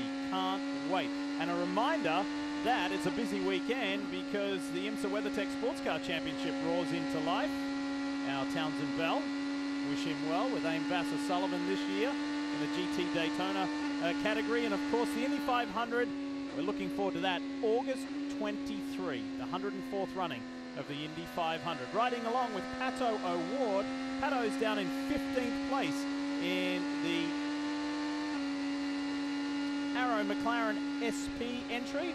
The youngster in his first full season doing well. And this battle hasn't gone away either. On the left of your screen, Joseph Newgarden, the two-time defending series champion, and the second-year driver, Felix Rosenqvist, hunting him down for second.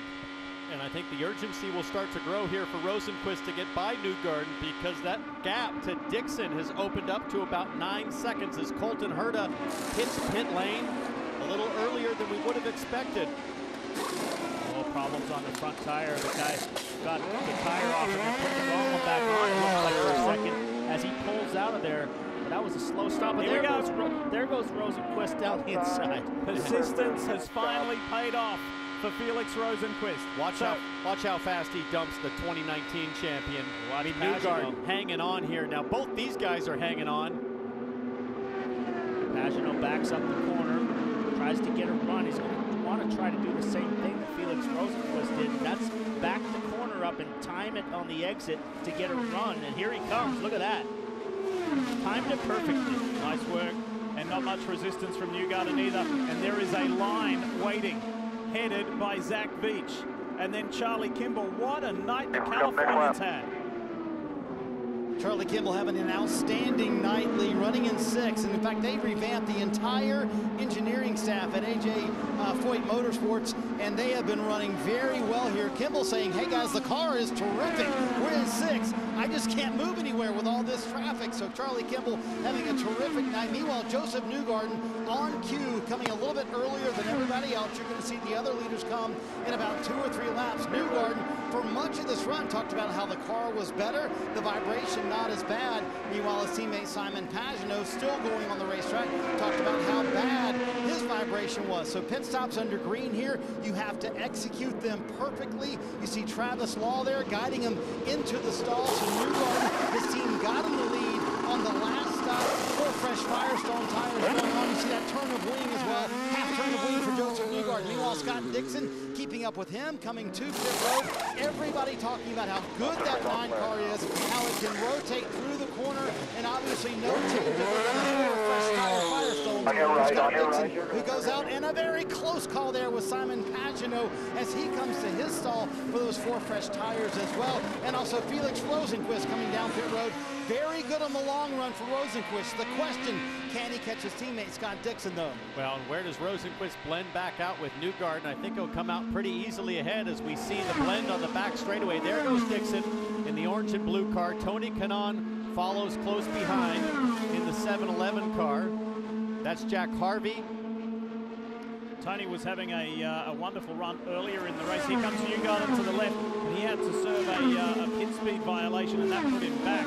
So let's see with Newgarden up to speed where he slots into this mix against Dixon and Rosenqvist. He slotted back into 4th. He got ahead of Veach on that pit stop exchange with a slicker, faster pit stop. And here's Veach and Kimball going at it. Kimball gets the inside line in turn 1. That's the battle for 5th position. And he'd be saying, finally, I was able to execute a pass. Oh, look at this. Will Power now holding up Scott Dixon a little bit. This could be a little bit of trouble for Dixon. He needs to make quick work if he's trying to lap Will Power. Will Power's doesn't have to let him go by, but once he's a lap down, he kind of got to get out of the way of the leader. So maybe some team tactic to try to back him up, back to Newgarden and Pagano. I was going to say that Dixon doesn't have to worry too much.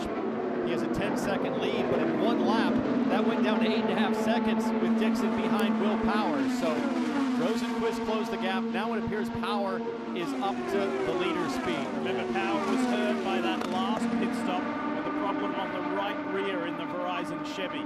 So that's what's put him back there in the position that he is currently in. And we got a huge line of cars that are about to be lapped in front of Dixon. Basically, the whole middle of the field is right in front of Dixon as we pan out. Look at all those cars up in front of him. Ahead of P2. Power doesn't want to be lapped. Just be patient with him. We'll get around him. We got the speed. That's the voice of Mike Hull.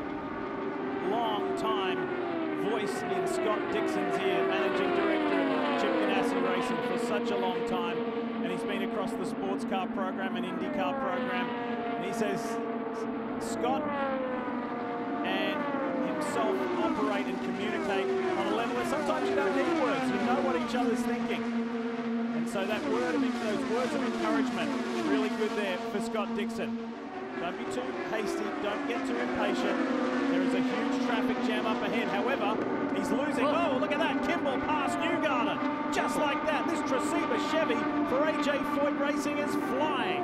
What a terrific night so far for Kimball, and also for this guy, Zach Veach, in the yellow and black Gainbridge car. He also goes to the high side of Newgarden in turn 1. Poor Newgarden is just trying to survive, hang on if he can for the next pit stop. The last one just happened though, Paul. He's only a few laps in, and it's absolutely grabbing the bull by the horns, just trying to hang on. What an amazing night so far for AJ Foyt Racing in a home state race. What a thrill it would be if they got to the winner's circle tonight for AJ. Another driver with an exceptional night, Connor Daly with that smaller Carlin team, just really showing like a veteran, like a guy that has spent a lot of time running up front on the ovals. He's getting ready to make a move on Newgarden as well. He's got the low side. He's got the run right there. He's going to have to go to the outside. He's got the momentum as he comes to turn 1. Newgarden kind of chokes him off. I think he's got to back that up now and get it timed right. I think drivers are sick. I should say Newgarden is sick and tired of drivers shooting around the outside going into turn 1. So he clearly moved up on the front straightaway and adjusted his technique. Remember last year, Alexander Rossi and Scott Dixon tried to do it to him many times. He was so good at defending on that inside. Got to feel really excited for Connor Daly in that blue Chevrolet right there.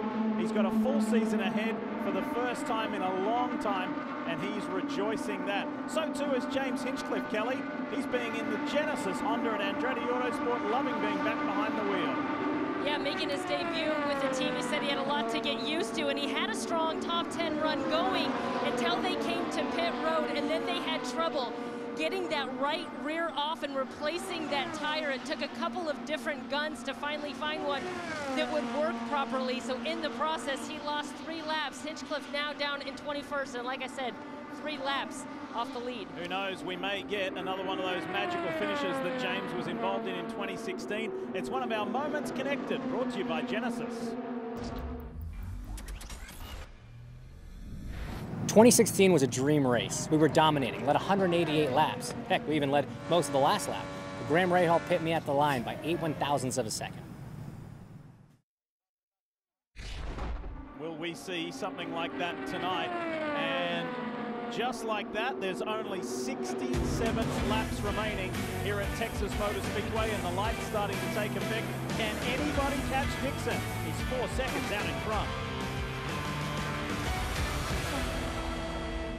61 laps remain. Make that 60 in the Genesys 300, and you're looking at Charlie Kimball chasing the Indy 500 winner Simon Pagenaud.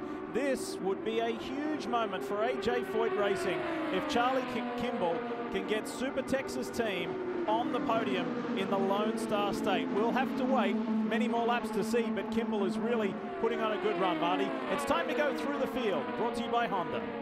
And that begins with Mr. Texas, as Paul Tracy named him last year. Scott Dixon going for another Texas win. You know, the one thing they did not get done in practice today, they didn't really make a long run. They had a dash issue in the car. Dixon said, I don't know what to expect on the long run tonight. I would say they can expect speed. That's what Dixon has done, leading 98 laps so far. Felix Rosenquist right behind him, a young man who in his rookie year last year struggled on the ovals. He said he watched a lot of NASCAR races just to understand the ovals, doing terrific tonight. Again, no drink straw for Felix Rosenquist. He has not had water this entire race. Behind him, Simon Pagenaud. They have struggled with the vibration the entire night, but not on this run. I checked in with the team a moment ago. Kyle Moyer told me everything fine on this run. In fact, they told Simon, push hard. Let's see if we can get the 10. And Charlie Kimball having a terrific run, sitting here in 4th. And he told me yesterday, I sat on the pole here in Texas a few years ago, and I honestly feel like, Kelly, I have unfinished business. He is showing up tonight for AJ Foyt Racing. Yeah, behind him, young American Zach Veach. His career best finish is a 4th. That came on the streets at Long Beach. Running in the top 5 now, has a good opportunity to match or do even better than that. Zach said he's just riding around right now. The team telling him, great job, just protect that right rear tire. Kelly, Joseph Newgarden has led 41 laps tonight, but right now sitting in 6th, he is hanging on. The defending champ struggling, car way too free. Vibration is back in that car, and maybe worse as it's been all night long. He said, can I come down pit road? Tim Cindric said, nope, I need at least 14 more laps from you. Connor Daly having a terrific run in the 59 Carlin car, and he told us, you know what, Texas is a place where I feel like we can show up. I am full-time this year, and I have something to prove. Yeah, I have fun off the racetrack, but when I'm here, I'm all business, and I want to win, Kelly. Behind him, Ed Carpenter in that number 20 car. He's not just a driver, he's also the team owner out of Indianapolis. He'll be running just the ovals this season, so looking to maximize those every opportunity he gets. He's a former winner here in Texas. That came back in 2014, and he just told me he was so excited to get back racing. He had his hands full with homeschooling 3 young kids back at home. Behind him, you'll see IndyCar's youngest ever race winner. That's the young Californian, Colton Herta, who did it last year at Circuit of the Americas in Austin, Texas. And when he became the youngest winner, his owner, George Steinbrenner IV, became the youngest team owner ever. Well, George's father, Hank Steinbrenner, passed away in April. He was the biggest supporter of racing and of George getting involved with this team, so they have a livery to tribute to Hank Steinbrenner. Kelly, we've talked about these Genesys cars. Marcus Ericsson running in 10th right now, his first race with Chip Ganassi Racing. He too having a drink bottle issue, believe it or not. He has the straw, but it's feeding him hot water. Literally, they cannot figure out how to cool it down. But Marcus having a good race and got a good relationship with his engineer, Brad Goldberg, as well, by iRacing. Remember they did that earlier this year? They built that relationship, paying off with speed here at Texas, Kelly. Behind him is the lone rookie left in this race. That is Oliver Askew. He was the Indy Lights champion last year, and you talk about iRacing, he also got involved in what he got out of it. He said he had never performed a live pit stop before, so to even be doing those virtual races, but listen to the timing stand and his strategists and get used to the way they operate, he said, was very beneficial. This is a great run for the rookie here in Texas, 11th for Oliver Askew. If he could come home, well, even if he stayed where he was in 11th, that'd be a great result. But if he could finish in the top 10 on debut for Aaron McLaren SP, how about that for the reigning Indy Lights champion? Dixon out in front, begins his pursuit for a 6th title.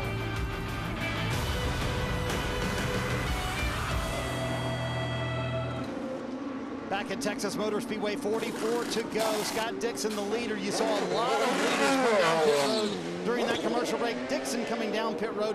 Car not quite as good. I'm telling you, his teammate Felix Rosenquist has been terrific on the longer run. Going to be interesting to see if Rosenquist, who also leaves pit road, can catch Dixon. It's going to shape up to be a terrific battle between these teammates, guys. Also, Simon Pagenaud on pit road. Much better on that run for Pagenaud. No changes there, just 4 fresh Firestone for him. And all the leaders now coming in, setting up an interesting thing because whoa, trouble on pit road, Lee. Santino Ferrucci and the Dale Coyne Racing with Vassar and Sullivan. Looks like he's missing a right rear. Yep, the front wheel's off the ground, so the right rear, another problem getting the tire on. You see it's missing there, so these guys are struggling with the pit stops, long time off, not a lot of real live pit stops, so nothing's like doing the real thing. They had some issues making the qualifying inspection in tech, so they had to start from the back. Ferrucci was having a decent run. How about keep our head? It's unfortunate. Bring it home, buddy. Jimmy Vassar. All right, let's go. All clear outside. Jimmy Vassar on the radio for Ferrucci, trying to calm him down, get him to the finish. And here's Scott Dixon once again, kind of being held up here by lap traffic. That's Alexander Rossi, who sits 2 laps down on the last stint. Rosenquist took 10 seconds out of Dixon for this exact reason. Dixon was sort of trapped. Dixon had a big line of cars in front. Can't get it down the outside, so Rossi doesn't want to go another lap down, but he's already down 2, so that was a little bit of a bold move by Rossi. Rosenquist now closing that gap back down to 2.5 seconds. Remember how furious Rossi was last year at Indy, having to battle cars. I think it was Oriol Servia that was 2 laps down. To the 1 back in your draft. The Auto Nation onboard shows you the view from Alexander Rossi's car, and he's those laps down because of those problems at the beginning pre-race. Running that line, there's no way to get around you on the bottom. You'll have to go high. So frustrating when you get when you get off on a bad start and you're already a couple laps down, you want to play fair with guys, but ultimately you got to run your own race and just drive your own race. Checking for damage on Ferrucci's car at the bottom of the screen. Shut it off. Jimmy Vasser telling him to shut down the motor. They're looking at the drive shafts there to see if there's any damage. There's obviously something wrong since that tire came off and it took off and the wheel came off, so maybe it did damage to the drive shaft or something in the rear suspension. What a contrast. Look, if something's not right, keep looking at it. Jimmy's saying something's not right. Keep looking at it on the Seal Master Honda. What a contrast to last year, because Ferrucci. Jack Harvey with issues. Slow on the back straightaway. I don't know if he had contact with the wall or just got up in the gray, but Harvey very slow through 3 and 4. Outside. And that's a sketchy moment for Rosenquist late in the race with debris on the track, having to run high around the slow car. Rosenquist now 1.7 seconds back. Newgarden has kind of recovered back to third with a fresh set of tires, but he's 14 seconds back. Veach has moved up, and Kimball, something has happened with Kimball. He's dropped back to 8. Inside. Powell was on a real run there, trying to get back on the lead lap as well. Going with Rosenquist, trying to catch Dixon. Just gather He's back up 1.5 here. seconds Gather up the back up. road. Here comes Graham Rahal in the Fleet Costin Care Honda for Team RLL as he goes around Jack Harvey. But Rahal, like Rossi, had those pre-race issues and was playing catch-up before the green flag even flew.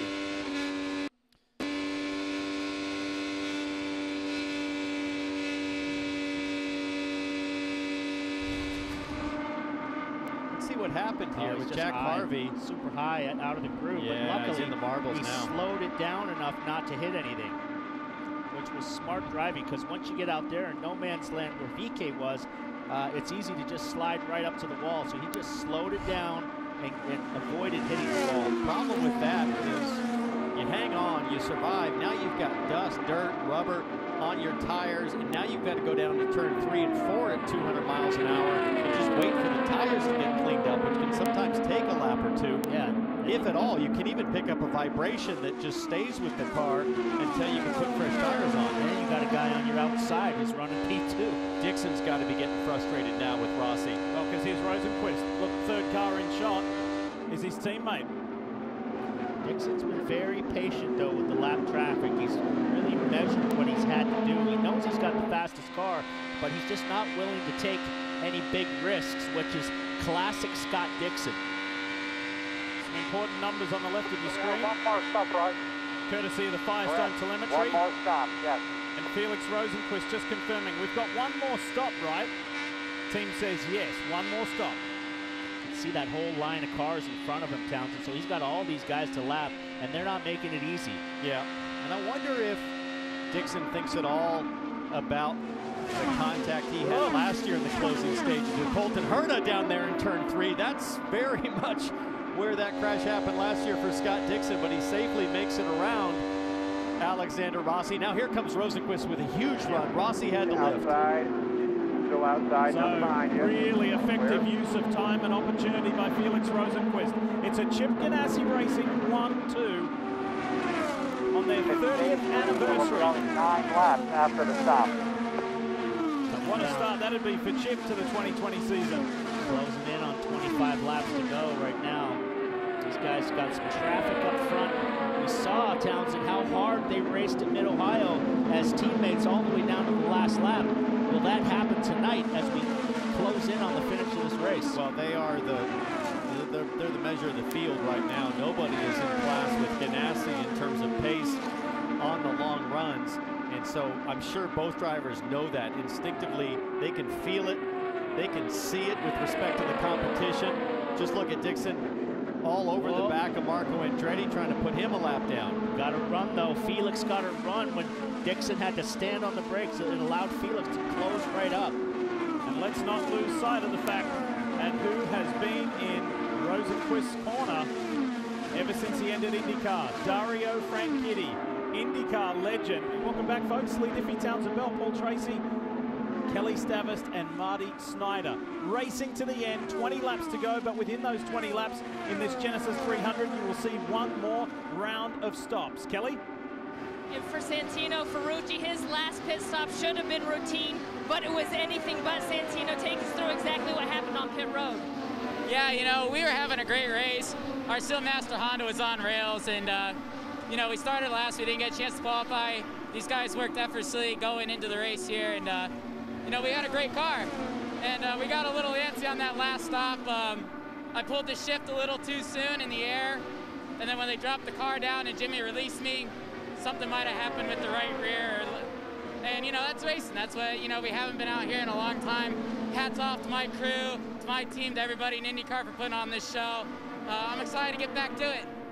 Right, Marty, he had gained 10 spots, and I see Joseph Newgarden in. On pit road, 18 to go. All these teams here a moment ago. Barry Wanzer said, hey, we do have to pit one more time. Scott Dixon's team seems to be getting ready as well. And Dixon said on the radio, I'm not sure if I beat my car up early in the race or what happened, but it does not feel as good this run. Simon Pagenaud also coming down pit road. So Townsend, I was going to debate with you. If you're Barry Wanzer, you're sitting there in second with Felix Rosenqvist trying to get his first ever win. Why not come early like these Team Penske cars? Get the fresh Firestones on, get the advantage a little bit maybe over your teammate Scott Dixon to give you a shot to beat him. I'll tell you why, because if a yellow comes out later, you could lose a lap in that sequence, so that's the risk. And now you see Zach Veach pitting from a top 5 position. He said he was feeling a little bit of a vibration on that last run. They think it was due to one of the tires, so they told him just to take care of those Firestone tires. Now he has some fresh rubber to get through to the end of the race. Well, right now, guys, this is the best the car's going to feel all night. The track is cooled down. We're in the dark. You got 15 laps of fuel, sticker tires, and low fuel. So this is the best it's going to be all night for Scott Dixon.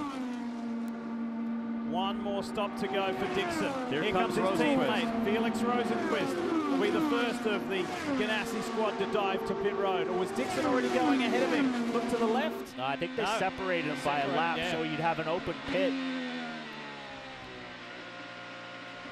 And guys, there's the move with Barry Wanzer calling Felix Rosenqvist to pit road. They honestly feel like on the longer run, they're a little bit better than their teammate Scott Dixon. And with Dixon maybe not handling quite as well on this run right here, maybe they might have an advantage here. Getting these fresh Firestones on a little bit early. We'll see if they can gain some time on Scott Dixon, who goes by one more time. So Felix Rosenqvist making the move, Barry Wanzer making the call, bring him to pit road. We'll see if this gets an advantage over our teammate. Last lap for Dixon was a 2:09. He's picked it up from doing 2:05s, and he still stays out. So I don't know if this is an advantage. If these guys are running right now, you know, 212s, 214s on stickers, this could be a disadvantage. I like the strategy for Mike Hall to keep Dixon out front longer to protect against that yellow risk with clean air in front of Dixon. Remember, the last probably 80 laps, Dixon's been trapped in lap traffic. So now he'll come to pit lane, and we'll find out how they blend onto the back straightaway. That'll be the battle for the lead. That must have been so liberating for Scott Dixon after being in traffic and having to be super patient, and then just to be able to turn it up and let it fly. Final stop of the race, 12 laps to go. Kara, please. And they told his teammate Felix Rosenqvist when he left pit road, go as hard as you can. When Scott Dixon hit pit road, he said, I need tear off wings. Again, he said on that run, the car was not quite as good, but no wing adjustment here for Scott Dixon. Speedway fuel now. Let's watch the blend and see if Rosenqvist was able to gain any time. That last lap was a 2:10 for Dixon. He really picked it up, and I think that Scott is well clear because he's going to be coming out onto the back straightaway about right now. And Rosenqvist has traffic. Graham Rahal there in turn 1, and that's going to make the difference, I think. Dixon there. Here comes Rosenqvist, and a ton of traffic barreling down on Scott Dixon. Dixon has to try to get to the front and stay in front of this group. He can't get trapped. There's his teammate, his other teammate, Marcus Ericsson, to the outside, and he's been able to get up to speed successfully. Rosenqvist is fighting with James Hinchcliffe, trying to get by that Genesys car, and Marco Andretti goes right around the outside. He's up. Rosenqvist! Hang on to it, hang on. Oh, what a shame. I think there's a crash up the road potentially. No, just Rosenqvist in the fence. Disaster. What a run he had going. He can't believe it. Just got frustrated with the traffic and knew that he had to close that gap to Dixon, on cold tires and went for the high line, and it was disaster. Well, he had to get around Hinchcliffe, and Hinchcliffe, I think, was struggling a little bit and faded up just a bit into the higher line. There you see the half shaft torn out of Rosenquist's car. Felix Rosenquist of Sweden had driven remarkably tonight, and the frustration is evident. Trying to round up James Hinchcliffe. Did he just get a little too high? Was there any contact? What happened to the NTT data car? Was there a slight tap there? I think there was. I don't know if they touched. I think that Hinch was a little bit high in the line. Watch this, and Paul. He was way up there. Yeah, it was close. I think you're right. I don't think there was contact. Yeah, Hinch was up flirting on that, and it was just too high. Need to sneak away to a break, Chip Genesys. So he loses one of his 3 cars, but he's still got his 5-time champion out in front.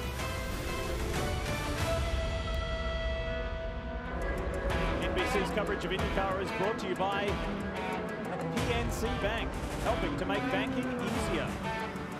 America's Best Racing. Visit americasbestracing.net/strong to learn more about how to play the races. And by Liberty Mutual Insurance. Only pay for what you need.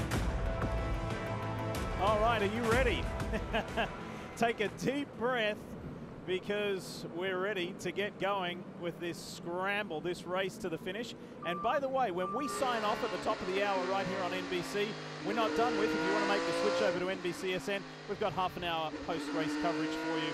Lots of interviews, and then that will be followed up by the Dale Jr. download with special guest. It aired earlier this week, Darrell Bubba Wallace, and you won't want to miss that. That one is well worth watching.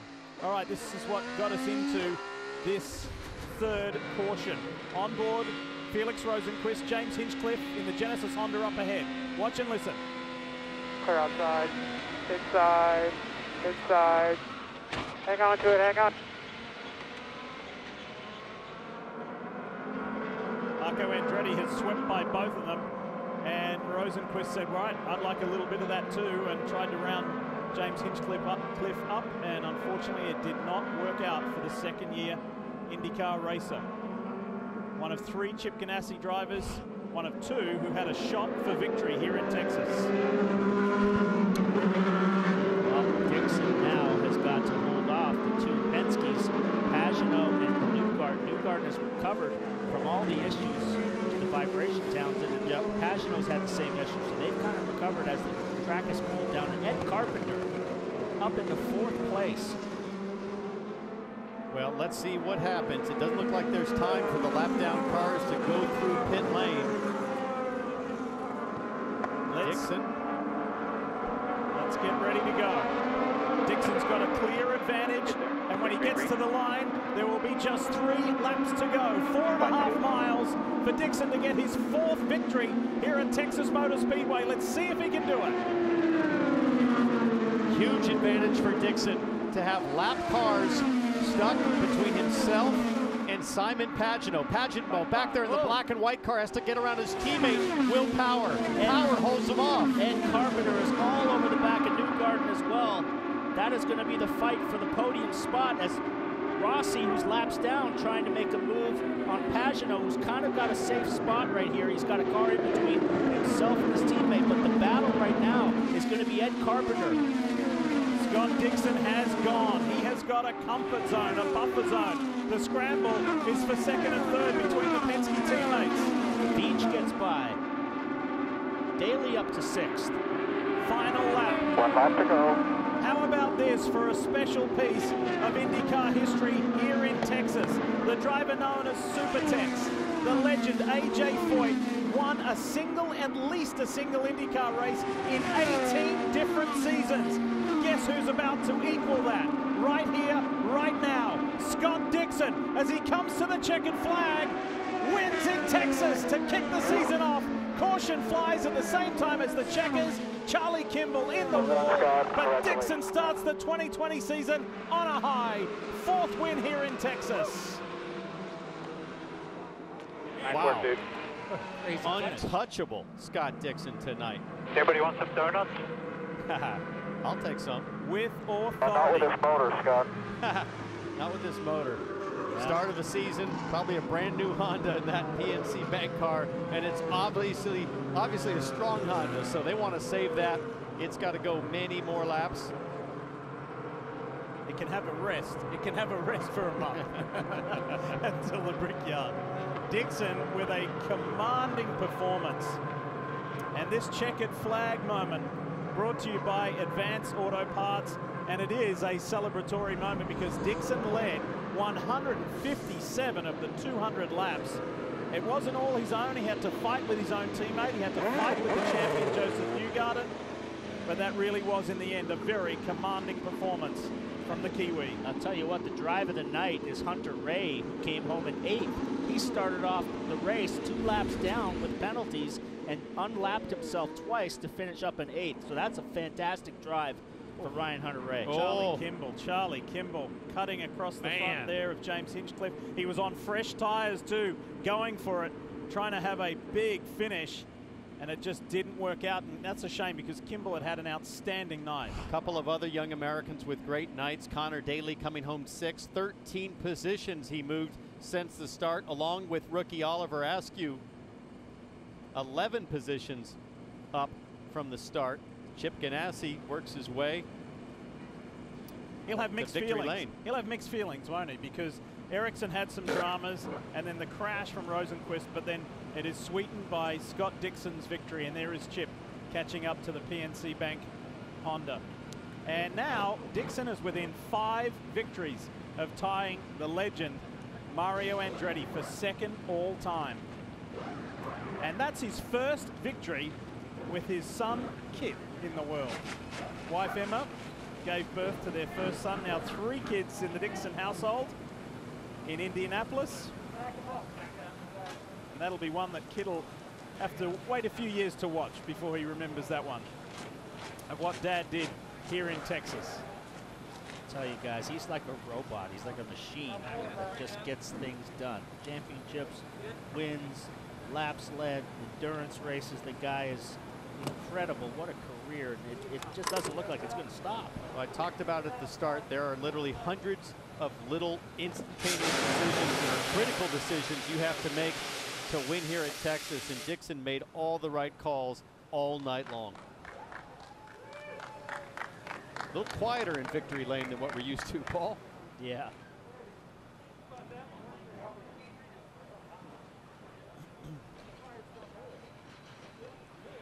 A lot quieter in victory lane, but a win worth waiting 8.5 months for Scott Dixon.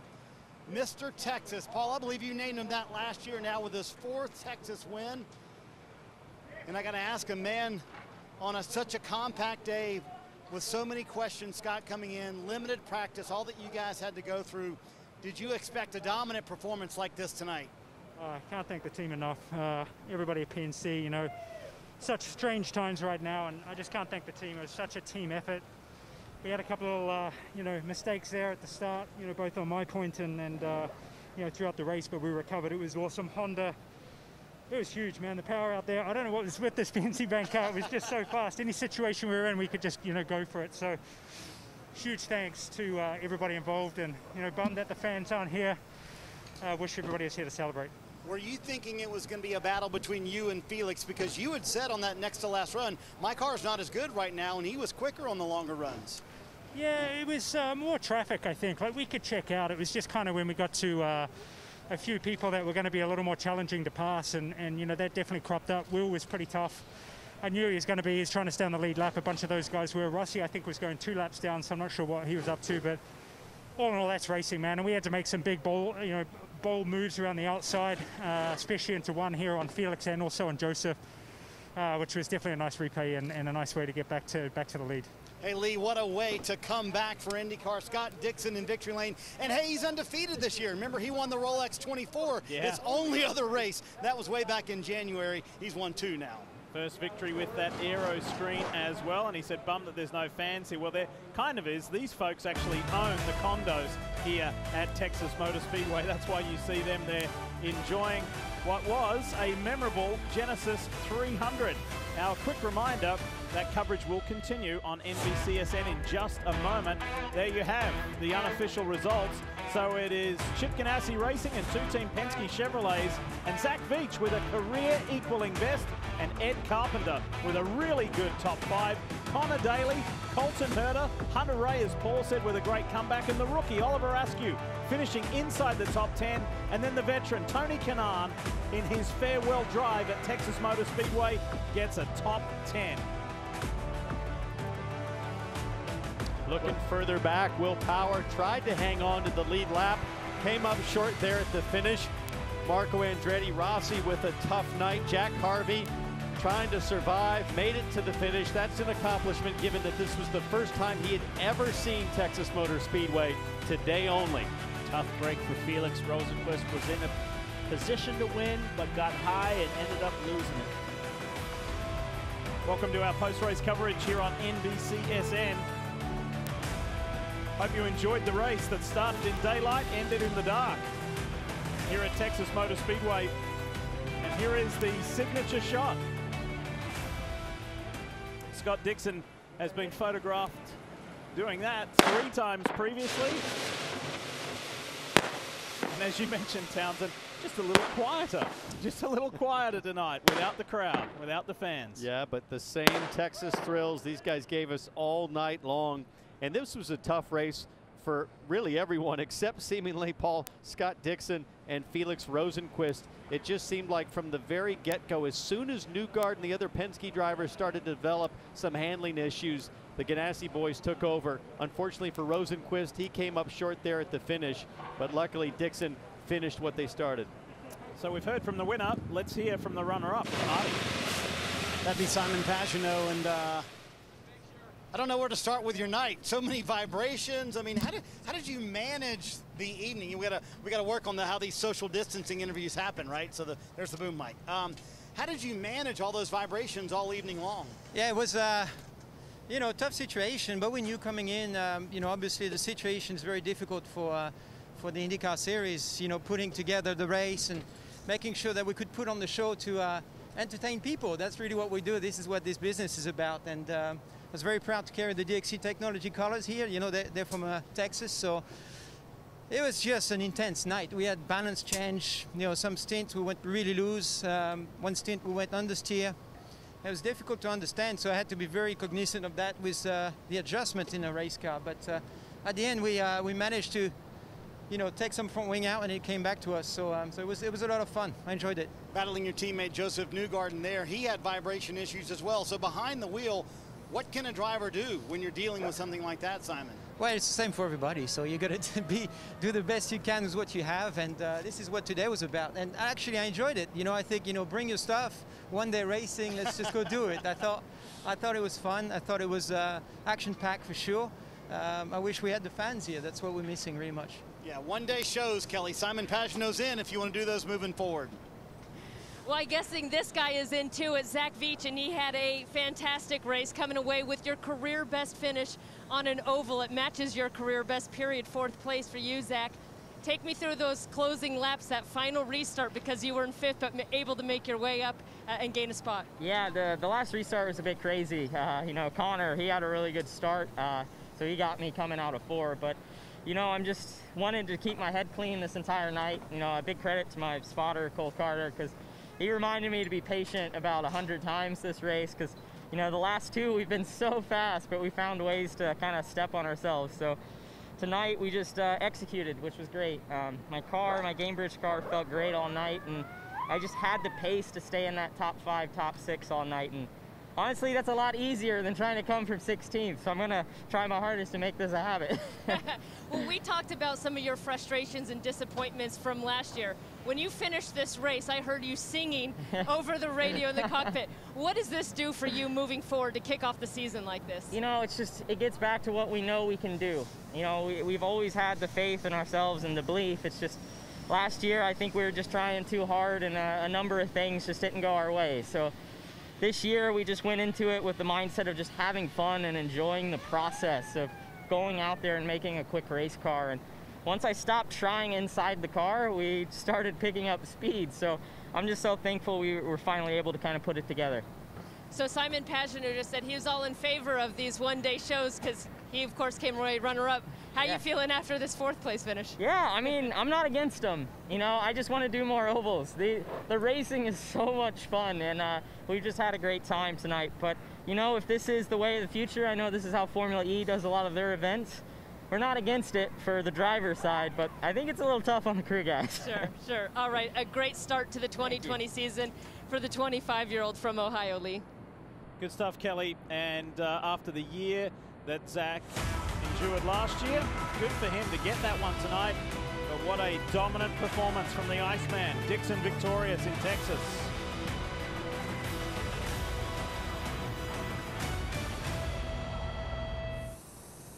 Back at Texas Motor Speedway, Scott Dixon celebrating in victory lane, a trophy that he's held up a number of times here at TMS on a very warm evening for the defending champ Joseph Newgarden. He winds up 3rd.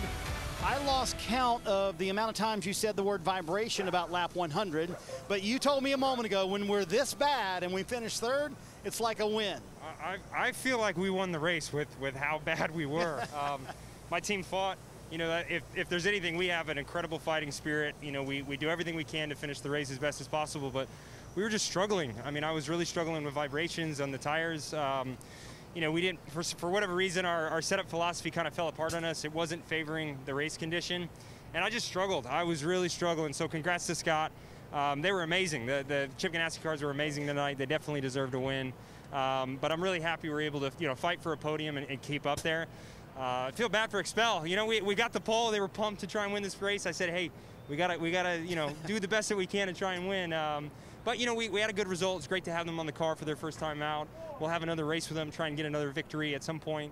But Team Chevy did a great job. You know, we were close. We just we didn't have what it took to fight for the win tonight. When you and I were talking about the last time you had a shot to defend the championship, you said we had speed, we couldn't finish races. But tonight, you didn't have the speed, but you come back with a finish. Is this the kind of result you're talking about when you say that's what we need in 2020 if we want to repeat as champion? Yeah, definitely. I mean, there was times where I felt like I was going to wreck the car, and, you know, we kept it off the wall. We came home with a podium finish, which is really good.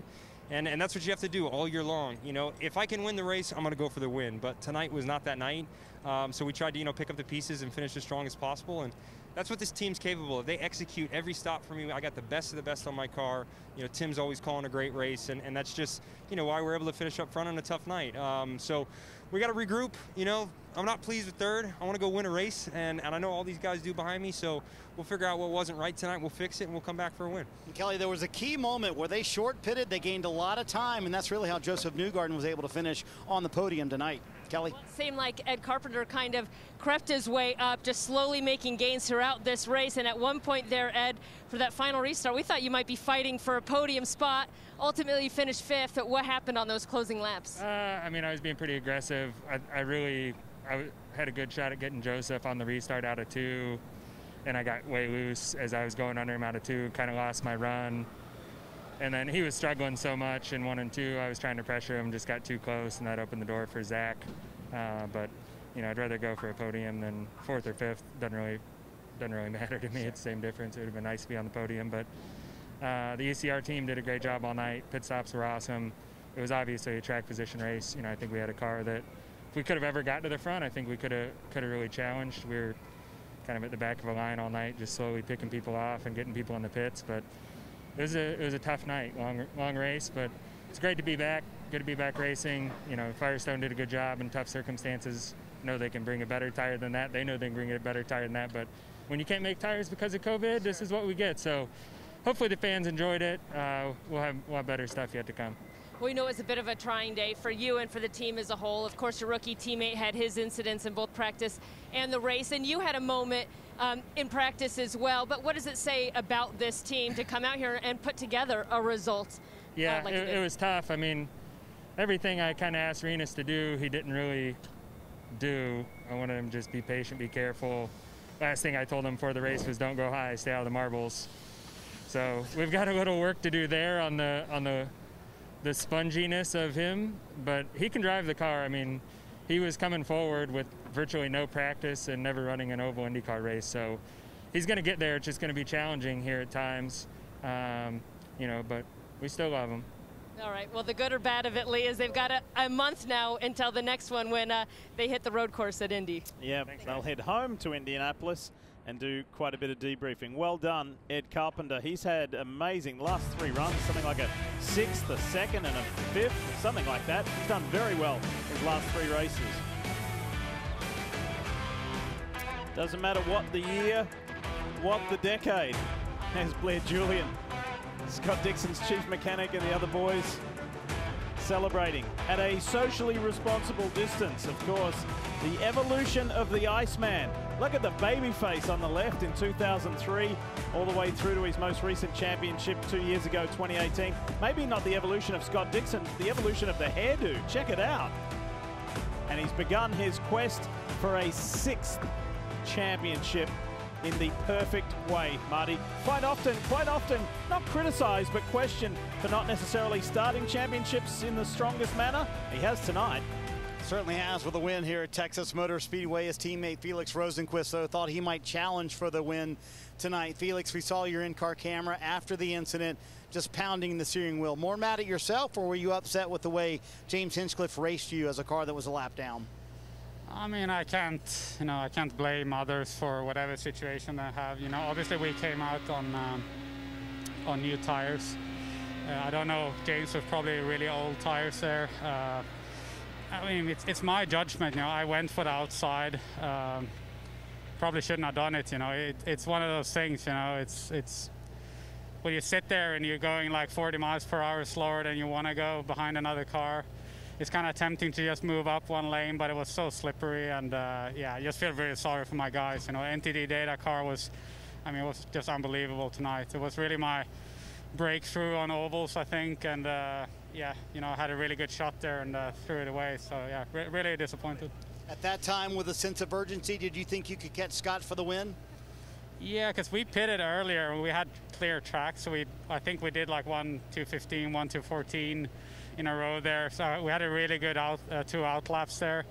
Not sure where that would have put us. Scott was definitely, he was super quick as well. So it was going to be close, but even a second place tonight, I would have taken it. So it was not. I didn't feel like I was going crazy for the win.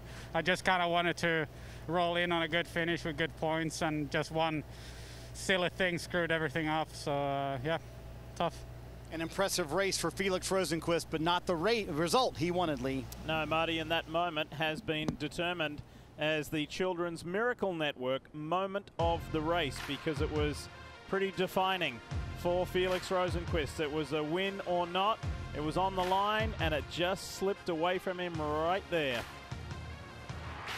And a very honest and straight forthwith answer from Felix Rosenqvist. But that's the kind of guy he is. That's the kind of driver he is. He doesn't mess around. He's here to do the job, and he's frustrated at himself for not getting the job done tonight. Here's Kelly Stavis. Kel? And Lee, I think the comeback of the night award could certainly go to Ryan Hunter-Ray and his DHL Andretti team. You guys had the electrical problem at the beginning of the race, set you back a lap, maybe 2. How did you guys come back to come away with an 8th place result? Yeah, we had to come back from adversity today 2 times. With the tap of the wall this morning, repairing the car, and then coming back, qualifying up in the front. It ended up being a track position race, so that would have really helped us. Unfortunately, we just had a simple electrical issue where Honda had to plug into the car. For some reason, we got penalized twice. We got sent to the rear of the field, and then we had to do a drive-through penalty. We were a lap down, we had to unlap ourselves, and then we had to come back through and finish 8th. So, what a day, long day. We had to work a little bit harder than necessary, but hats off to this 28 DHL Honda team. They did a great job, especially turning the car around for qualifying to put it right up at the front. It was great to get back in the car. We really miss our fans, but hopefully we'll be back doing that again soon. I really thought we were going to have a great night for DHL tonight, but we'll keep working on it. Just don't know why that cartoon anvil keeps falling on us, but hopefully we can get it out of the way here early in the season. Debut of the aero screen. A lot of people were first concerned about the heat during the day and then what the glare would be like as the lights came on, sun was going down. What was it like? Hot. Okay. Really hot. It just was hot, and yeah, it was a lot different. Just lack of airflow, that you're used to. So it's definitely a physical race. And then the lights reflecting inside. Everything was a bit strange tonight, but we all got through it. Just wish we could have had a better result. All right, Ryan, Thank eighth place finish for Ryan Hunter-Reay, and perhaps something for them to build off as we make our way down to his younger teammate, Colton Herta, the California kid who actually did one better than Ryan Hunter-Reay, finishing 7th. It seemed relatively uneventful for you. How would you describe this race tonight? Yeah, I mean, we didn't do much passing. I don't think we really had such a fantastic car tonight. Kind of struggled with it all night, but we got there in the end, and we were just kind of picking it off one by one and trying to get guys that were making mistakes, and that's what ended up happening. So P7 in the end, pretty happy with that. Good start to the year, and then we can go from there. We did make mention of your livery and a little bit of a tribute to Hank Steinbrenner. What did it mean to you just to carry that? What has he meant to you as a mentor? Yeah, he's meant a lot. He's the one that took me under his wing and really started the Indy Lights team with me and George and helped fund it at the beginning. So he's really one of the biggest reasons why I'm in IndyCar, and it means a lot. And obviously the livery was fantastic. Capstone was on there as well, and it looked great on there. But yeah, super happy to represent the Steinbrenners and super happy to represent Hank. All right, Hank Steinbrenner, super passionate about racing. He passed that down to his son, George the fourth, and of course the teamed up with Colton Herta have had great success together. All right, more to come here from Texas Motor Speedway. You can't be in Indianapolis and not know that it's a special time of the year. Time to bring the action at the Brickyard. This is the Grand Prix of Indianapolis. Green flag, the Brickyard 400's underway. What a day we've witnessed here in Indy. It's been nothing but brilliant IndyCar action. The Brickyard 400, very prestigious crown jewel of NASCAR. Their side-by-side passion takes over the lead. Kevin Harvick wins the Brickyard 400. Looks and sounds pretty good, doesn't it? Yeah, for the first time ever, IndyCar, NASCAR will share the track with IndyCar and the Xfinity Series being on the road course at the Brickyard and Cup being on the big track on the oval. And that's coming your way in a month's time. And then we're looking, of course, a little further down the road to the 104th running of the Indianapolis 500 on August 23. Yes, it's going to happen.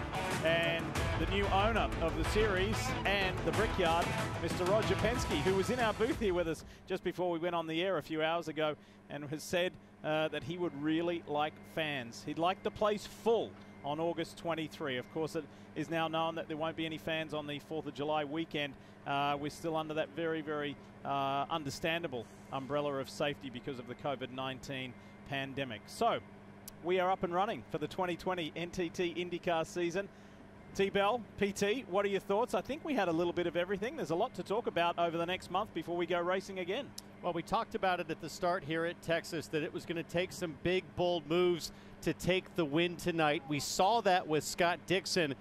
What we didn't expect, I don't think, is just how dominant the Genesys cars were, literally in a class of their own. Team Penske struggling, Andretti pretty strong but struggled at times, and then a lot of cars we didn't quite expect factoring into the top 5 or 6 there. Connor Daly with a good run, Ed Carpenter with a strong finish, and all in all, it was a very enjoyable return to IndyCar racing. Yeah, I think for me, when I said at the beginning of the night, it's going to be critical tonight in a condensed schedule to get off to a good start. We have 3 championship guys that got off to good starts tonight, but guys that are chasing championships like Rossi and Rosenquist, they didn't have good nights. So with this short schedule, tough hole to climb out of. I think once everybody gets back home to their respective places of rest, they have a chance to debrief. They have a chance to think about it. We've heard from some saying, I love this one-day format. Really like it. Just arrive, drive, let's get going. I think others might say, I'd like a little more time. Perhaps this place and the brutal nature of Texas Motor Speedway might lead into some of those debrief thoughts. So, with a month off, the teams Townsend get a chance to regroup and rethink and get ready to go again, because now we don't have to say, well, we got to get going. We are going. So how different will the road course race at the Brickyard be? Well, I think it'll be similar, but I'm particularly curious to see how that unique dynamic's going to play out of having NASCAR and IndyCar together for the first time at arguably the greatest racetrack in the world in Indianapolis. And don't forget that same Saturday night, July 4th, there'll be an IMSA race at Daytona. I'm doing both, so if anybody knows a couple thousand gallons of Jet A that I can borrow, I'm going to need it. But it's going to be just a fun weekend celebrating America, and I think we've got a great chance for everybody to feel great at the racetrack all weekend long with so much going on. Paul, once July 4th comes around, the rest of the season is going to be super busy. There's 3 doubleheader weekends. So is it going to be a funny experience, like, and I'm looking for a better word, better than funny, for the guys to get going here tonight and then kind of go back down and have another month off after having a 3-month delay, and then they're not going to be wishing for more work later in the season, mind you, but is it going to be an odd experience for them? Well, it's obviously not optimal. Guys want to just keep going, but, you know, Indianapolis being the next race, that's going to be high pressure. Indianapolis is always high pressure. It's a critical race to try to win in your career. So for these guys, this next race, 4th of July, huge weekend, sharing with NASCAR, huge event. So it's going to be critical for them to do well. And somebody who calls and always has called Indianapolis home is Connor Daly, and he's standing by with Marty. And you guys mentioned the strong 6th-place finish for Connor Daly tonight. And when I asked him about it, he said, but that final restart, I had so much trouble in that final restart. So if I'd have told you at the beginning of the night, you're going to finish 6th and be a little disappointed with it, what would you have told me? Oh, man. I don't really know, because, like, I really was confident in our car. And it was so great to drive, but the driver didn't drive it well enough in qualifying. So, you know, that's on me. But one area that I think we improved so much on and the team helped me with is our in and out laps. And they did a great job in the pits. So, you know, Chevrolet power. I mean, we had such great and reliable car all night.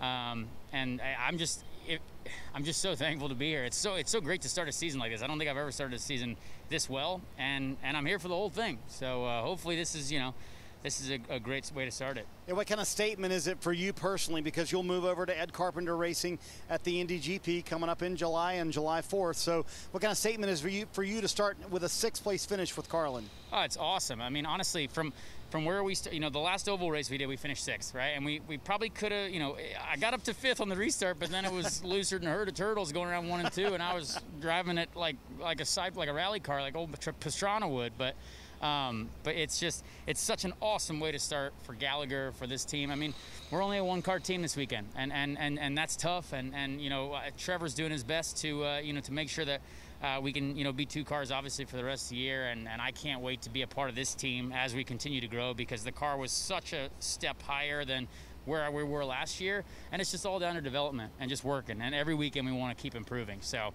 super thankful that Gallagher is a part of this team, and that I'm given a chance to drive it. Kelly? All right, so Tony Kanaan begins his last lap, and Tony, you have admitted it's been an emotional couple of days, especially as you got in the car today. Come away with the top 10 finish. What's the feeling at the end of the day? It's awesome. I mean, we had an extremely busy day. I mean, we had the track position to start. I was extremely cautious in the beginning of the race, and then for the first time in my career, actually, I got a pit lane speed limit violation. That never happened. I don't know. I made a mistake. We lost a lot of track position, and today was all about that. But at the end of the last yellow, we got extremely lucky. So I'm happy about the result. Happy about running these colors. I mean, it was a really emotional day for me, but glad that that's done. Too bad it's another month before I get back in the car, but I can't wait. That's right, Lee. We'll next see Tony at the doubleheader in Iowa, so we can look forward to seeing him at the end of July. And the really important thing about Tony Kanaan is he is very grateful to have these handful of races to finish out his career, his 23rd year in open wheel racing. He said it could have all ended last year. I feel honored and privileged to get one last lap as we take another look at the results, fellas. Yeah, all Scott Dixon all night long, but Pagenaud and Newgarden doing a great job to just hang on. Small miracle, really, to come home 2nd and 3rd. Hot night of racing on track, and you can see by the drivers, everybody's soaking wet with sweat. Great race. So coming up now on NBCSN is the Dale Jr. Download with Darrell Bubba Wallace and his very forthright opinion and thoughts on current affairs. You won't want to miss it.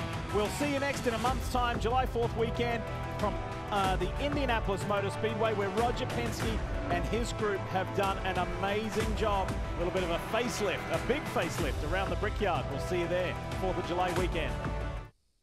Welcome to the Honda Racing Race Review. Lee Diffie, Townsend Bell, Paul Tracy with you from Texas Motor Speedway, where pole sitter Joseph Newgarden got away to a start, but he was chased by Scott Dixon, and that would be a theme on the evening. We certainly thought Newgarden would pull away potentially at the start, but very early on, Newgarden with handling issues, Dixon with the move and ultimately the win. No question, Paul, he was the dominant driver all night. Absolutely, and Honda certainly showed that they've got the power. He made the move down the front straightaway and never looked back on the Chevys. Dixon led more than half of the race in a very dominant performance. Another Honda-powered car in Felix Rosenqvist. Couldn't quite get it done, Townsend, frustrated with a late race crash. Yeah, he looked so strong, just like Dixon all night long. Small bobble there at the end turned into a big issue. The next race is in a month's time, July 4 weekend at the Indianapolis Motor Speedway for the road course race, sharing it with NASCAR.